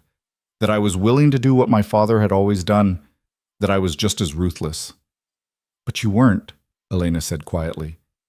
You were terrified and desperate and trying to prove something. Does that make it better? No, but it makes it human. Adrian turned to face her, and the look in his eyes was raw. I've done things I can't take back, killed people who didn't deserve it, made decisions that haunt me, and I'll probably do more terrible things before this is over. Can you live with that? Elena thought about it, really thought about it. Not the sanitized version where she told herself love conquered all, but the reality of what it meant to be with someone who had blood on his hands. I don't know, she said honestly, but I know I'm not walking away. That's not the same thing as saying yes. It's the best I can do right now. He nodded slowly, accepting the truth of it. Elena's phone buzzed on the nightstand. She picked it up to find a message from Mrs. Chen. The police came by asking about you. I told them you quit and moved. Hope that was right. The police, Elena said. They're asking questions about me. I know, Alexei's handling it. How do you handle the police asking about a kidnapping? Very carefully and expensively. Elena set down the phone. This is my life now. Police asking questions, people getting paid off, constantly looking over my shoulder. Yes. And the council meeting tonight? What's that about? Adrian's expression shuddered. How did you know about that? I heard you on the phone earlier, before I fully woke up. She studied his face. They're going to vote on whether you keep your position. It's a possibility. What happens if they vote against you? Then Mikhail becomes head of the organization, and I become a liability. The casual way he said it made her stomach clench. A liability? You mean... I mean that people in my position who lose power tend not to survive long. Too much knowledge, too much potential for revenge. So we need to make sure you don't lose. There's no we in this. I go alone. Like hell you do. Elena? I'm serious. If they're voting on your leadership, they need to see that I'm not a distraction, that I'm a strength. You want to come to a council meeting where the heads of the 5 families will be evaluating whether I'm fit to lead? Yes. That's insane. Welcome to my life now. She stood, ignoring the way her head spun. What do I need to know? Adrian stared at her like she'd grown a second head. You can barely stand. I'll manage.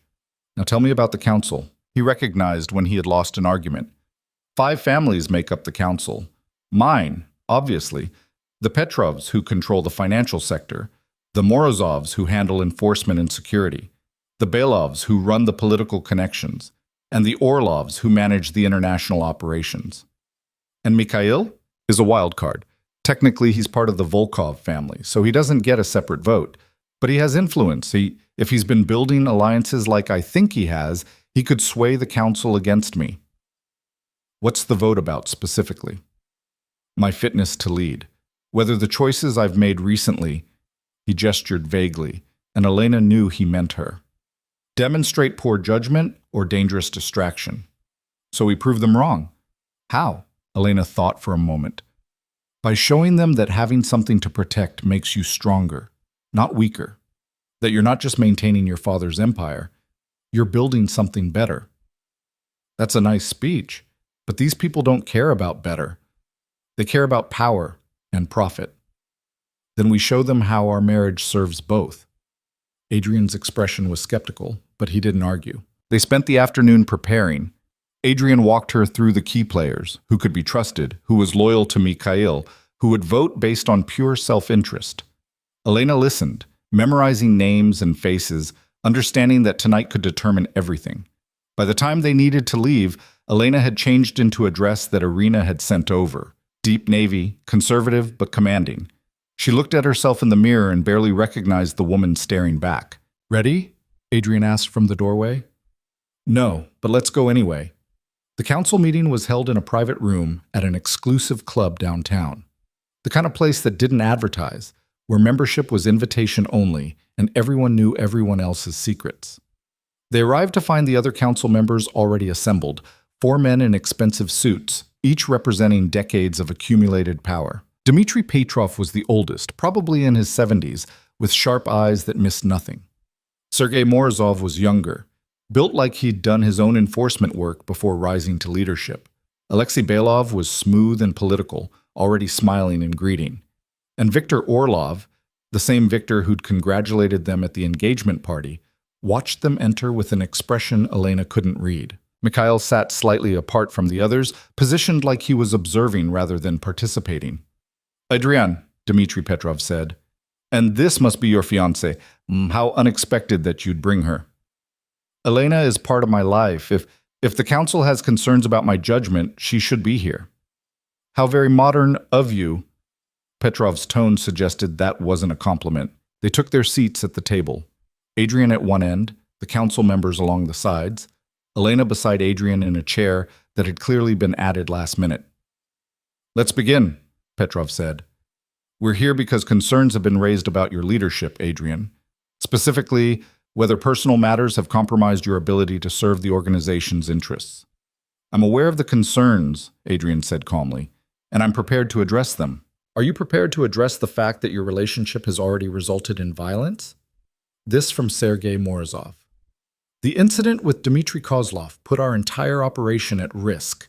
If Mikhail hadn't intervened, I would have handled it myself," Adrian interrupted. "The situation was under control." "Under control?" Morozov laughed harshly. "You were about to be executed in a warehouse." "I was ensuring Elena's safety. That was my priority." "And that's exactly the problem," Alexei Belov said, his voice smooth as oil. "Your priorities have shifted away from the organization. A leader who puts personal concerns above business concerns is a liability." "Is that what you think?" Adrian asked quietly. "That caring about someone makes me weak?" "It makes you vulnerable," Viktor Orlov said. "And in our world, vulnerability is fatal." Elena had been quiet until now, letting Adrian defend himself. But she could see where this was going. They'd already made up their minds. They were just going through the motions. "May I say something?" she asked. The room fell silent. Clearly, they hadn't expected her to speak. "You're all looking at this wrong," Elena continued. "You think Adrian caring about me makes him weaker. But have any of you considered that it might make him stronger?" "How do you figure that, Ms. Carter?" Petrov asked. "Because he has something to lose now. Before, what did he have? Power? Sure. Control. But no real stakes beyond maintaining what his father built. Now he has a future. A reason to be strategic instead of just ruthless." "That's an interesting theory," Belov said. "But it doesn't address the fundamental issue. You're a vulnerability. An opening for our enemies. I'm also an asset. I see things from outside your world. I can help Adrian navigate situations differently than his father would have." "You mean make him soft," Morozov said bluntly. "I mean make him human. There's a difference." Mikhail spoke for the first time.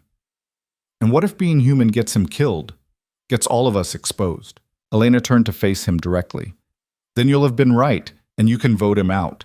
But if you vote him out now, based on fear instead of evidence, you're not protecting the organization. You're just maintaining the status quo because it's comfortable." "Comfortable has kept us alive for 30 years, Mikhail said. "And it's also what's killing you slowly," Elena shot back. "All of you, you're so focused on maintaining power that you've forgotten to ask what the power is for." The silence that followed was deafening. Finally, Dmitry Petrov spoke. "You have courage, I'll give you that. But courage doesn't pay bills or keep territories secure." "No," Adrian said, taking back control of the conversation. "But strategy does. And my strategy has been working. Revenue is up across all sectors. We've expanded into 3 new markets. Our political connections have never been stronger. The only people questioning my leadership are in this room, because we see the danger you're courting," Belov said. "You see change, and change terrifies you." Adrian stood, and Elena stood with him. "My father ruled through fear, through violence, and it worked for a time, but that time is ending. The world is changing. Law enforcement is getting smarter. Technology is making it harder to hide. If we don't adapt, we die." "And your fiancée is part of this adaptation?" Petrov asked. "She's part of my life, which means she's part of how I lead." If you can't accept that, then vote me out. Replace me with Mikhail, who'll give you more of the same until it stops working and we all end up in prison or dead. The challenge hung in the air. Or, Adrian continued, you can trust that I know what I'm doing, that loving someone doesn't make me weak, it makes me calculated. Because now I have something worth protecting beyond just power. Mikhail stood slowly. You've made your position clear, Adrian, and I respect it, but I think it's time the council voted. Agreed, Petrov said. All in favor of maintaining Adrian Volkov as head of the organization? Viktor Orlov raised his hand immediately. Belov hesitated, then raised his. Morozov sat stone-faced for a long moment before finally, grudgingly, raising his hand. That left Petrov and Mikhail. Petrov studied Adrian for what felt like an eternity. Then he raised his hand. Everyone looked at Mikhail. I abstain, he said simply. Adrian's eyes narrowed. That's not how this works. It's exactly how it works. I'm not voting against you, but I'm also not endorsing this path. Consider it conditional support. Conditional on what? On you proving me wrong. Mikhail's expression was unreadable. I hope you do, Adrian, for all our sakes. The meeting adjourned shortly after, the council members filing out with various expressions of concern and reluctant acceptance. Elena and Adrian were left alone in the room. You kept your position, Elena said, barely, and with Mikhail's abstention hanging over it like a sword. But you won. For now. They walked to the car in silence, both processing what had just happened. Elena felt wrung out, exhausted in a way that had nothing to do with the lingering effects of the sedative. Thank you, Adrian said as they pulled away from the club. For what? For speaking up, for defending me when I couldn't defend myself. You were defending yourself fine. I just added context. You told them they were afraid of change. No one said that to the council in decades. Well, they are. Adrian's mouth curved slightly. You're either very brave or very foolish. Probably both. They drove through the city, and Elena watched the lights blur past, thinking about everything that had happened in the past 24 hours. The kidnapping, the warehouse, the council meeting. Her old life felt like a distant memory. What happens now? She asked. Now we get married. Just like that? Just like that. The council approved our engagement by not voting against me. If we wait, if we delay, it looks like doubt. We need to move forward. How soon? This weekend. Elena's head spun. This weekend? As in 3 days from now? Yes. Adrian, that's insane. We can't plan a wedding in 3 days. We don't need to plan anything. My mother already has. Of course she had. Elena laughed, slightly hysterical but genuine. Your mother planned our wedding without asking us? She started the day after I proposed. Apparently she's been waiting years for me to settle down. And you're okay with this? I'm okay with marrying you. The details don't matter. Elena looked at him. This complicated, dangerous, impossible man who'd just fought to keep his position so he could build a life with her. Okay, she said. Okay. Let's get married this weekend. Adrian pulled the car over, again with the pulling over for important moments, and kissed her hard enough to make her forget they were parked illegally on a busy street. I love you, he said against her mouth. I know. That's not the response you're supposed to give. I love you too, you controlling, overprotective, occasionally homicidal idiot. Better. They made it back to the penthouse and collapsed on the couch, both too exhausted to even make it to the bedroom. 3 days, Elena said, staring at the ceiling. In 3 days, I'll be Elena Volkov. Having second thoughts? Third, fourth, and fifth thoughts. But I'm still here. That's all I need. Elena's phone buzzed. A message from an unknown number. Congratulations on surviving the council. Katerina would like to see you tomorrow at 10 a.m. Don't be late. Your mother wants to see me tomorrow. Adrian groaned. Of course she does. Should I be worried? Terrified, probably. But she likes you, in her own way. How can you tell? She hasn't tried to have you killed? For my mother, that's basically approval. Elena laughed, and it felt good. Normal and easy in a way nothing else about their relationship was. They fell asleep on the couch, tangled together, And for the first time in days, Elena didn't dream about breaking glass or hands around her throat. She dreamed about a wedding in 3 days, and a future she couldn't quite imagine but was choosing anyway. The next morning, Elena arrived at Katerina's estate exactly at 10, wearing what she hoped was appropriate for meeting her future mother-in-law. Katerina was in the garden, cutting roses with the kind of precision that suggested she approached everything in life with the same calculated care. "Elena," she said without looking up. "On time. Good. You said not to be late." "Most people still are." Katerina set down her shears and finally looked at Elena properly. "You spoke well at the council meeting." "You were there?" "Of course not, but I have people who report to me." She gestured to a bench. "Sit." Elena sat, feeling like she was back in school being called to the principal's office. "Adrian's father was a great man," Katerina began. "Ruthless, brilliant, and utterly incapable of seeing beyond the immediate exercise of power. He built an empire, but he never built a legacy." "I'm not sure I understand the difference." "An empire is held by force. A legacy is something that survives generations." Katerina turned to face her fully. "Adrian has the chance to build something his father never could, but only if he has the right partner." "And you think I'm the right partner?"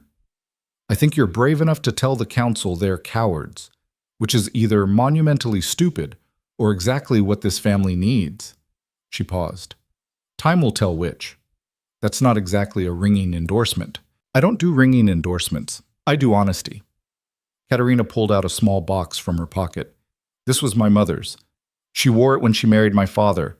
I wore it when I married Adrian's father. And now I'd like you to wear it when you marry my son."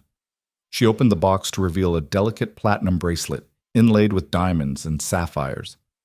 "Katerina, I can't. You can, and you will. Consider it a wedding gift, and a reminder." "A reminder of what?" "That you're part of this family now, with all the protection and danger that entails." Elena took the box carefully, studying the bracelet. It was beautiful and terrifying in equal measure, a piece of history she was now responsible for carrying forward. "Thank you," she said quietly. "Don't thank me yet. Being a Volkov woman is not easy. My husband was murdered. My son lives in constant danger, and now you're choosing to join us anyway." "I love him." "I know, but love isn't always enough." Katerina's expression softened almost imperceptibly. "However, love combined with intelligence and courage might be. We'll see." They sat in the garden for another hour, Katerina walking Elena through what to expect at the wedding, who would be there, what it all meant politically. "Everyone will be watching you," Katerina explained, "how you carry yourself, how you interact with Adrian, whether you show fear or strength. This wedding isn't just a ceremony, it's a statement." "I'm starting to understand that." "Good.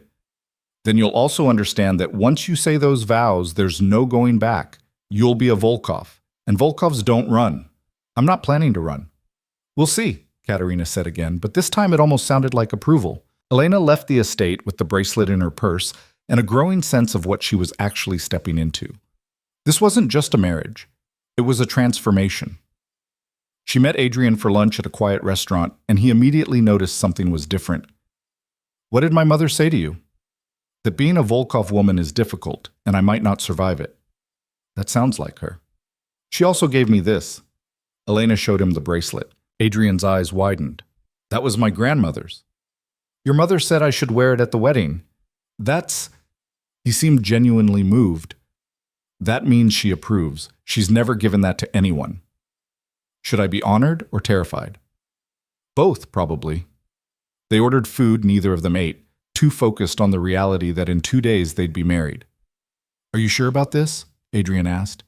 "Because if you want to wait, if you need more time—" "I don't need more time. I need to stop thinking and just do it before I talk myself out of it." Encouraging. "I'm serious. The more I think about all the reasons this is crazy, the more I'll panic. So let's just get married and figure out the rest as we go." Adrian reached across the table, taking her hand. "That might be the worst marriage philosophy I've ever heard. You have a better one?" "Not even a little bit." They laughed, and for a moment everything felt possible. The rest of the day passed in a blur of final preparations. Elena met with Irina one last time to finalize the dress. A simple but stunning design in ivory silk that somehow managed to look both elegant and understated.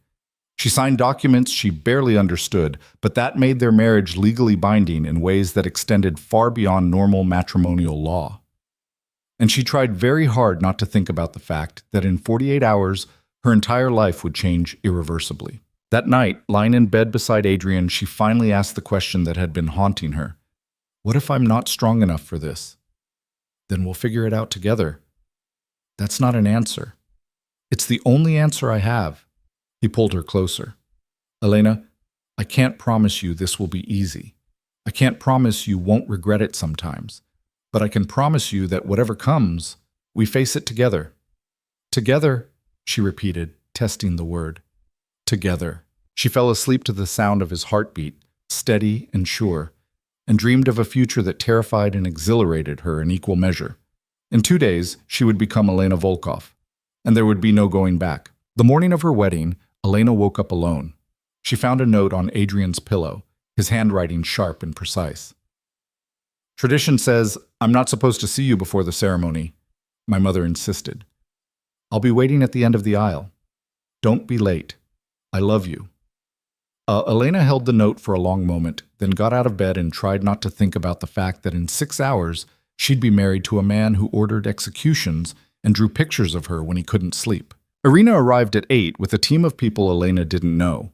Hair, makeup, someone whose only job seemed to be managing the dress. They descended on the penthouse like a well-organized invasion force. Breathe, Irina instructed as someone started working on Elena's hair. You look like you're about to pass out. I might be. You won't. I've seen dozens of brides far more nervous than you. Were any of them marrying into a crime family? Irina's smile was knowing, more than you'd think. The transformation took hours. Elena sat still while hands shaped and painted and adjusted, turning her into someone who looked like they belonged in Adrian's world. When they finally let her look in the mirror, she barely recognized herself. The dress fit perfectly, ivory silk that draped like water, simple enough to avoid ostentation, but elegant enough to command attention. Her hair was swept back in a style that was both classic and modern, and Katerina's bracelet glinted at her wrist, a reminder of the legacy she was joining. You look beautiful, Irina said. I look terrified. That too, but mostly beautiful. There was a knock at the door, and Katerina entered, already dressed for the ceremony in midnight blue that made her look regal and slightly intimidating. Everyone out, she said, and the team disappeared immediately. Katerina studied Elena for a long moment. You'll do. High praise. I don't give praise I don't mean. Katerina moved closer, adjusting the bracelet slightly. I want to tell you something before you walk down that aisle. Okay, marriage in our world is not like marriage in yours. It's a partnership, yes, but it's also a strategy, a statement, a weapon when necessary. I'm starting to understand that. Good. But here's what most people don't understand. It can also be a refuge, a place where you're honest when you can't be honest anywhere else. My husband and I had that. Not always, not perfectly, but in the moments that mattered. Elena felt her throat tighten. Did you love him? Desperately. Even when I hated him, even when his choices put us all in danger. Katerina's expression softened. Adrian is like his father in many ways, but he's also different. He has the capacity to choose differently, to build something beyond just power. And you think I can help him do that? I think you're already helping him do that. The question is whether you're strong enough to keep doing it when it gets harder.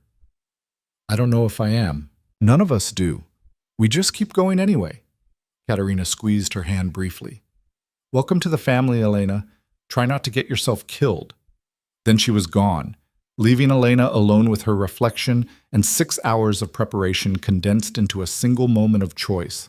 The ceremony was being held at the Volkov estate, in a garden that had been transformed into something out of a dream. White roses everywhere, strings of lights even though it was daytime, chairs arranged in neat rows for the 100 guests who represented the entirety of Adrian's world. Elena stood at the entrance to the garden, her hand on Alexei's arm. Adrian had asked his second-in-command to walk her down the aisle, since her own father had died years ago and there was no one else who made sense. Ready? Alexei asked. Not even a little bit. Good. The best decisions are the ones that scare you. The music started, something classical that Elena didn't recognize but that seemed appropriate for the moment. She took a breath, and then she was walking, one step at a time, past faces she'd seen at the engagement party and the council meeting and probably a dozen other places she couldn't remember. And at the end of the aisle, waiting with an expression that was equal parts terrified and awed, was Adrian. He wore a black suit because, of course he did, but there was something different about him today. More open, more vulnerable. Like he'd taken off some of the armor he usually wore. When Elena reached him, Alexei stepped back, and she was alone with Adrian and the officiant and 100 people watching their every move. "You look beautiful," Adrian whispered. "You look scared." "I am scared." "Good, me too." The officiant began speaking, traditional words about love and commitment and partnership, and Elena tried to focus on them instead of the surreal reality of what she was doing. Then came the vows. "Elena Carter," Adrian said, his voice steady despite the emotion in his eyes. "I can't promise you an easy life. I can't promise you safety or normalcy or anything resembling the future you probably imagined for yourself. But I can promise you honesty. I can promise you that I will fight for you, protect you, and choose you every single day for the rest of my life. I can promise you that loving you has made me better than I was, and that I will spend the rest of my life trying to deserve you." Elena's hands were shaking as she took her turn. "Adrian Volkov. 3 months ago, I thought walking away from you was the hardest thing I'd ever do. I was wrong. This is harder, standing here, choosing this life, knowing exactly what it means and doing it anyway. But I also know that I'd rather face danger with you than safety with anyone else. I'd rather build something real in your complicated world than pretend to be happy in a simple one. So I promise you honesty in return. I promise to stand beside you, to challenge you when you're wrong, and to choose you even when it's difficult. Especially when it's difficult." The officiant pronounced them married, and Adrian kissed her like they were the only two people in the garden. The reception was a blur of faces and congratulations and political theater disguised as celebration. Elena shook hands with people whose names she'd never remember, smiled until her face hurt, and tried to ignore the fact that several of the guests were probably armed. Mikhail approached during dinner, his expression unreadable as always. "Congratulations," he said. "You've officially joined the family." "Thank you, I think." "Take it as you will." He paused. "I want you to know something. I abstained at the council meeting not because I don't support Adrian, but because I wanted him to prove he could lead without my vote guaranteeing it." "And did he?" "He kept his position, didn't he? Though I suspect you had something to do with that." "I just said what needed to be said." "Yes, and that's exactly what he needs. Someone willing to say what needs to be said instead of what he wants to hear." Mikhail's expression softened slightly. "My brother, Adrian's father, he surrounded himself with yes-men. It made him powerful but also isolated. Don't let Adrian make the same mistake." "I won't." "Good. Then maybe this family has a future after all." He walked away, leaving Elena processing the closest thing to approval she was likely to get from him. The evening wore on, and eventually Adrian pulled her away from the crowd, leading her to a quiet corner of the garden. "How are you holding up?" he asked. "I've shaken more hands today than in my entire life." "Welcome to my world." "Our world now." Adrian smiled. "Our world." I like the sound of that. They stood in the darkness, listening to the distant sound of music and conversation, and Elena felt the weight of the day settling over her. "What happens now?" she asked. "Now, we have a honeymoon." "Adrian, I don't think we can just leave." "Watch me. I've arranged everything. 2 weeks in Greece. No phones, no business, no organization. Just us. You can't just disappear for 2 weeks. I can, and I will. Alexei can handle things. And if the council has a problem with it, they can vote me out when we get back." Elena laughed. "You're serious?" "Completely. We're getting on a plane tomorrow morning, and I'm going to spend 2 weeks pretending I'm just a man on vacation with his wife instead of a crime boss? I was going to say someone who has to think about territories and alliances, but sure, crime boss works too." They returned to the reception eventually, dancing and smiling and playing the part of the happy newlyweds, which wasn't difficult, because underneath all the politics and danger, they were actually happy. By the time the last guest left, it was well past midnight. Elena and Adrian stood in the empty garden, surrounded by the debris of celebration. "We're married," Elena said, testing the words. "We're married," Adrian confirmed. "This is insane. Completely. I have no idea what I'm doing." "Neither do I." Elena turned to face him. "But we're doing it anyway. Together." They went back to the penthouse, their penthouse now, Elena realized, and collapsed on the couch still in their wedding clothes. "I can't believe your mother planned all of that in 3 days," Elena said. "She's terrifyingly efficient. It was beautiful, though." "You were beautiful." Adrian pulled her closer. "Are beautiful. Present tense. Smooth. I have my moments." They sat in comfortable silence for a while, both too exhausted to move but not ready for the day to end. "Tell me something true," Elena said finally. "Something you haven't told anyone else." Adrian thought for a moment. "I'm terrified of becoming my father." "You're nothing like your father." "How do you know? You never met him." "Because you're sitting here worried about becoming him. Your father wouldn't have cared." Adrian was quiet, processing that. "What about you? Tell me something true." "I'm terrified of losing myself in your world, of waking up one day and not recognizing who I've become." "Then we make a promise, right now. We don't let that happen." "How do we prevent it?" "We check in with each other. We stay honest. We remember that we're more than just our roles in this world." Elena nodded slowly. "Okay. Deal." They sealed it with a kiss, and for the first time since agreeing to marry Adrian, Elena felt like she could actually breathe. The honeymoon in Greece was everything Adrian had promised. 2 weeks of sun and sea, and pretending they were normal people instead of a mafia boss and his new wife. They swam in crystal clear water, ate food that tasted like sunshine, and talked about everything except the organization. On their last night, sitting on a balcony overlooking the Mediterranean, Adrian brought up the future. "I've been thinking," he said carefully. "Dangerous. I want to make some changes to how we operate." Elena set down her wine glass. "What kind of changes?" "I want to legitimize more of the business, move away from some of the more violent aspects, build something sustainable." "Your council will fight you on that." "I know, but I think it's necessary, and I think you were right about showing them that having something to protect makes me stronger, not weaker." "What brought this on?" "You did. This did." He gestured between them. "I realize that I don't want to spend the rest of my life constantly looking over my shoulder, waiting for the next threat. I want to build something that lasts, something I can be proud of."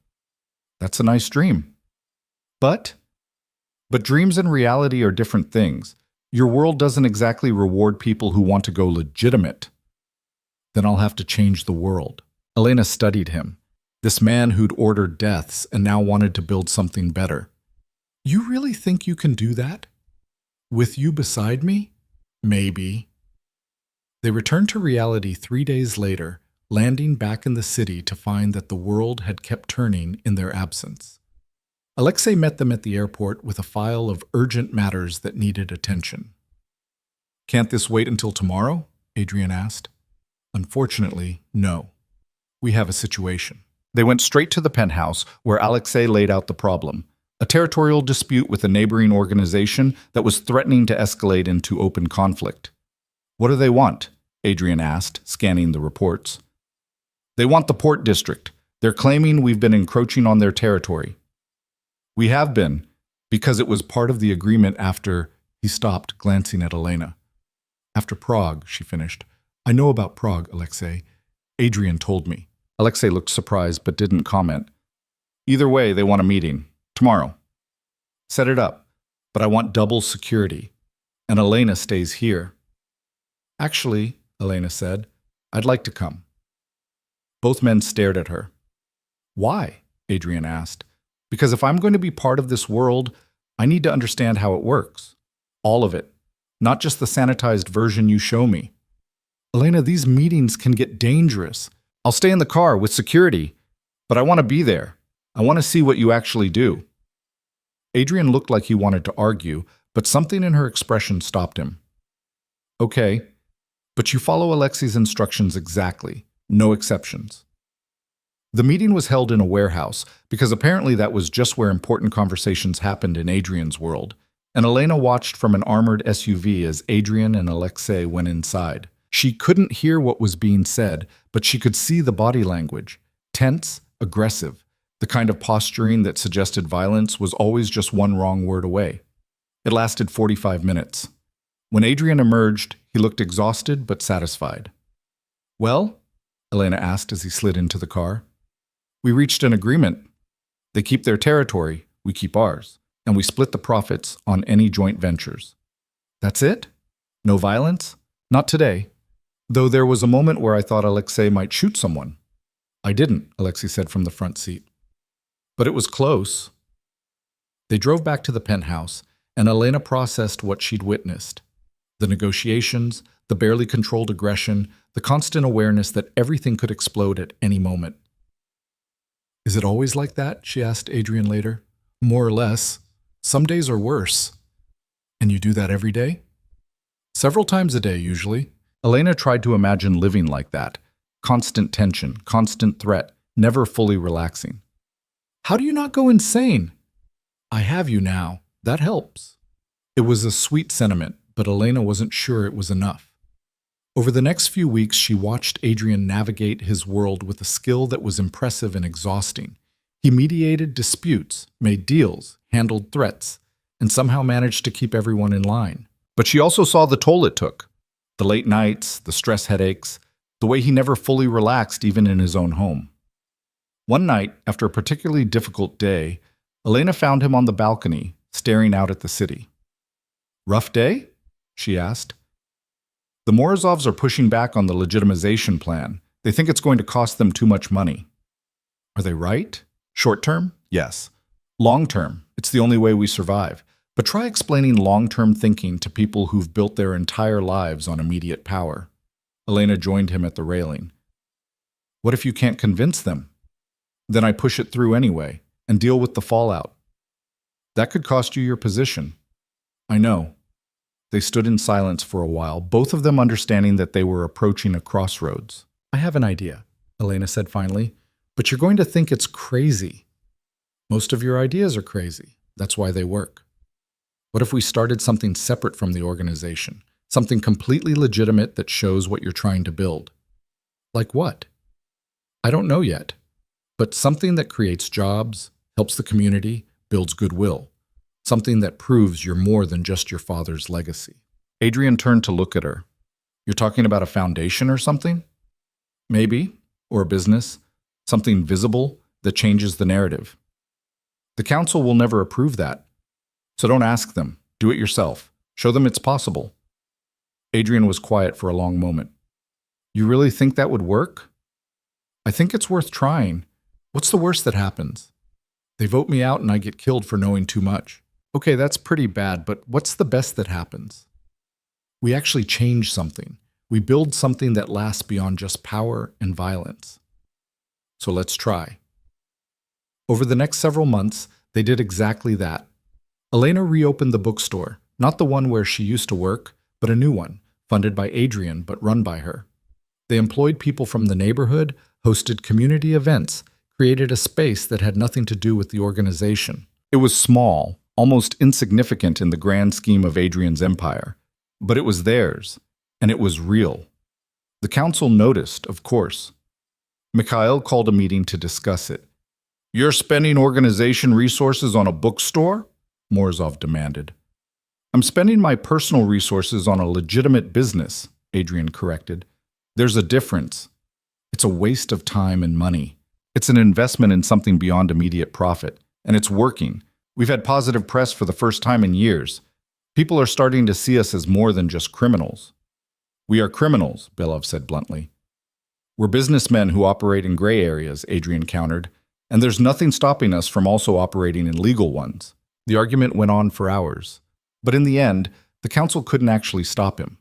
The bookstore wasn't using organization resources, wasn't connected to their illegal operations, and was actually generating positive attention. Elena watched from the sidelines as Adrian navigated the politics, fought for every inch of progress, and slowly started to shift how people thought about the Volkov name. It wasn't easy. There were setbacks, a vandalism incident that was clearly a message, threats from competitors who didn't like the changing landscape, constant pressure from within the organization to abandon the plan. But they kept going. 6 months after the bookstore opened, Elena found out she was pregnant. She stared at the positive test for a long time before telling Adrian, trying to process what it meant to bring a child into his world. Their world. When she finally showed him, his reaction was everything she could have hoped for: shock, joy, terror, all in rapid succession. "We're having a baby," he said, like he couldn't quite believe it. "We're having a baby," Elena confirmed. "I have no idea how to be a father. I have no idea how to be a mother. We'll figure it out together." Adrian pulled her close, and she could feel his heart racing. "This changes everything. I know. I need to make this world safer. For them. For you. We will. One step at a time." The pregnancy changed Adrian in ways Elena hadn't expected. He became more focused, more driven, more willing to take risks if it meant building something better. He pushed the legitimization plan harder, converting more assets to legal operations, creating distance between the Volkov name and the criminal activities that had defined it for generations. The council fought him every step of the way. Morozov tried to rally votes for his removal. Belov made thinly veiled threats. Even Mikhail seemed uncertain about the changes. But Adrian didn't back down. The showdown came when Adrian was 8 months pregnant, another council meeting, another vote on his leadership. "You've become a liability," Morozov said bluntly. "Your focus is divided. You're making decisions based on personal concerns instead of business." "I'm making decisions based on long-term sustainability," Adrian countered. "Everything I've done has strengthened our position. We're more profitable, more secure, and less likely to end up in prison than we were 2 years ago." "You're also weaker, softer. Your wife has made you, Careful," Adrian said quietly, and the room went silent. "My wife is not up for discussion. She's the root of the problem. She's the reason I'm still alive to lead this organization. She's the reason we're evolving instead of dying slowly." Adrian stood, commanding the room. "I'm done apologizing for wanting something beyond power. I'm done pretending that violence is the only answer, and I'm done letting people who are afraid of change dictate how I lead." "Then maybe you shouldn't be leading," Morozov shot back. "Maybe I shouldn't, so vote me out. Right now. Let's end this." The challenge hung in the air. Dmitry Petrov spoke first. "I vote to keep Adrian as head of the organization." Viktor Orlov raised his hand. "Same." Belov hesitated, then nodded. "I agree." That left Morozov alone in his dissent. "This is a mistake," he said. "Then you're free to leave the organization," Adrian said calmly. "I won't stop you, but I also won't let you sabotage what we're building." Morozov stared at him for a long moment, then stood and walked out. The room remained silent until the door closed behind him. "Well," Mikhail said finally, "that was dramatic." "Is he actually leaving?" Belov asked. "We'll find out," Adrian said. "Either way, we move forward." Elena gave birth on a Tuesday in March, a girl they named Katya, after the sister Adrian had never been able to save. When the nurse placed her in Elena's arms, tiny and perfect and completely unaware of the complicated world she'd been born into, Elena felt something shift in her chest. "She's beautiful," Adrian whispered, his voice breaking. "She's ours." They sat together in the hospital room, both of them exhausted and awed and terrified, understanding that they'd just added a new dimension to an already complicated life. "What kind of world are we giving her?" Elena asked quietly. "A better one than the one I grew up in. I promise you that." And he meant it. Over the next year, Adrian continued transforming the organization, bringing in more legitimate revenue streams, distancing the family from the worst of the violence. It wasn't perfect. There were still threats, still moments of danger, still the constant awareness that they lived in a world where power meant survival. But it was better. Elena reopened 2 more bookstores, creating jobs and community spaces in neighborhoods that desperately needed them. Adrian started a scholarship program for kids from low-income families. Together, they built a foundation that focused on education and economic opportunity. The Volkov name started to mean something different. Still powerful, still connected to the organization, but also associated with positive change. Mikhail remained a skeptic, but a supportive one, watching Adrian's evolution with something that might have been approval. Katerina became a surprisingly devoted grandmother, showing up at the penthouse with gifts and advice, and a gentleness Elena had never seen from her before. And slowly, carefully, they built a life that was more than just survival. On Katya's first birthday, Elena and Adrian stood in the garden where they'd been married, watching their daughter take wobbly steps on uncertain legs. "Do you ever regret it?" Adrian asked. "Choosing this life?" Elena thought about it, really thought about the fear and danger, the constant navigation of a world she'd never imagined being part of, but also about the love and partnership, the way they'd built something real together. "Every day," she said honestly, "and not at all. That doesn't make sense. None of this makes sense, but it's ours." Adrian pulled her close, and they watched their daughter explore the garden with the kind of fearless curiosity that comes from not yet understanding that the world can be dangerous. "Thank you," he said quietly. "For what?" "For staying. For choosing me. For believing we could build something better. We're still building it, I know, but it's working. And it was. Not perfectly, not without cost, but it was working." Years later, when people asked Elena what it was like being married to Adrian Volkov, she never quite knew how to answer. How could she explain the contradiction of loving someone dangerous, of building a life in a world that operated by different rules? She couldn't tell them about the night she still woke up from nightmares about the warehouse, or the way she'd learned to read Adrian's moods by the set of his shoulders, or the constant calculation of risk versus reward that became second nature. But she also couldn't tell them about the drawings he still made when he couldn't sleep, or the way he'd transformed from a man defined by violence to someone actually trying to build a legacy worth leaving to their daughter, or the quiet moments when they were just two people who'd chosen each other against all logic.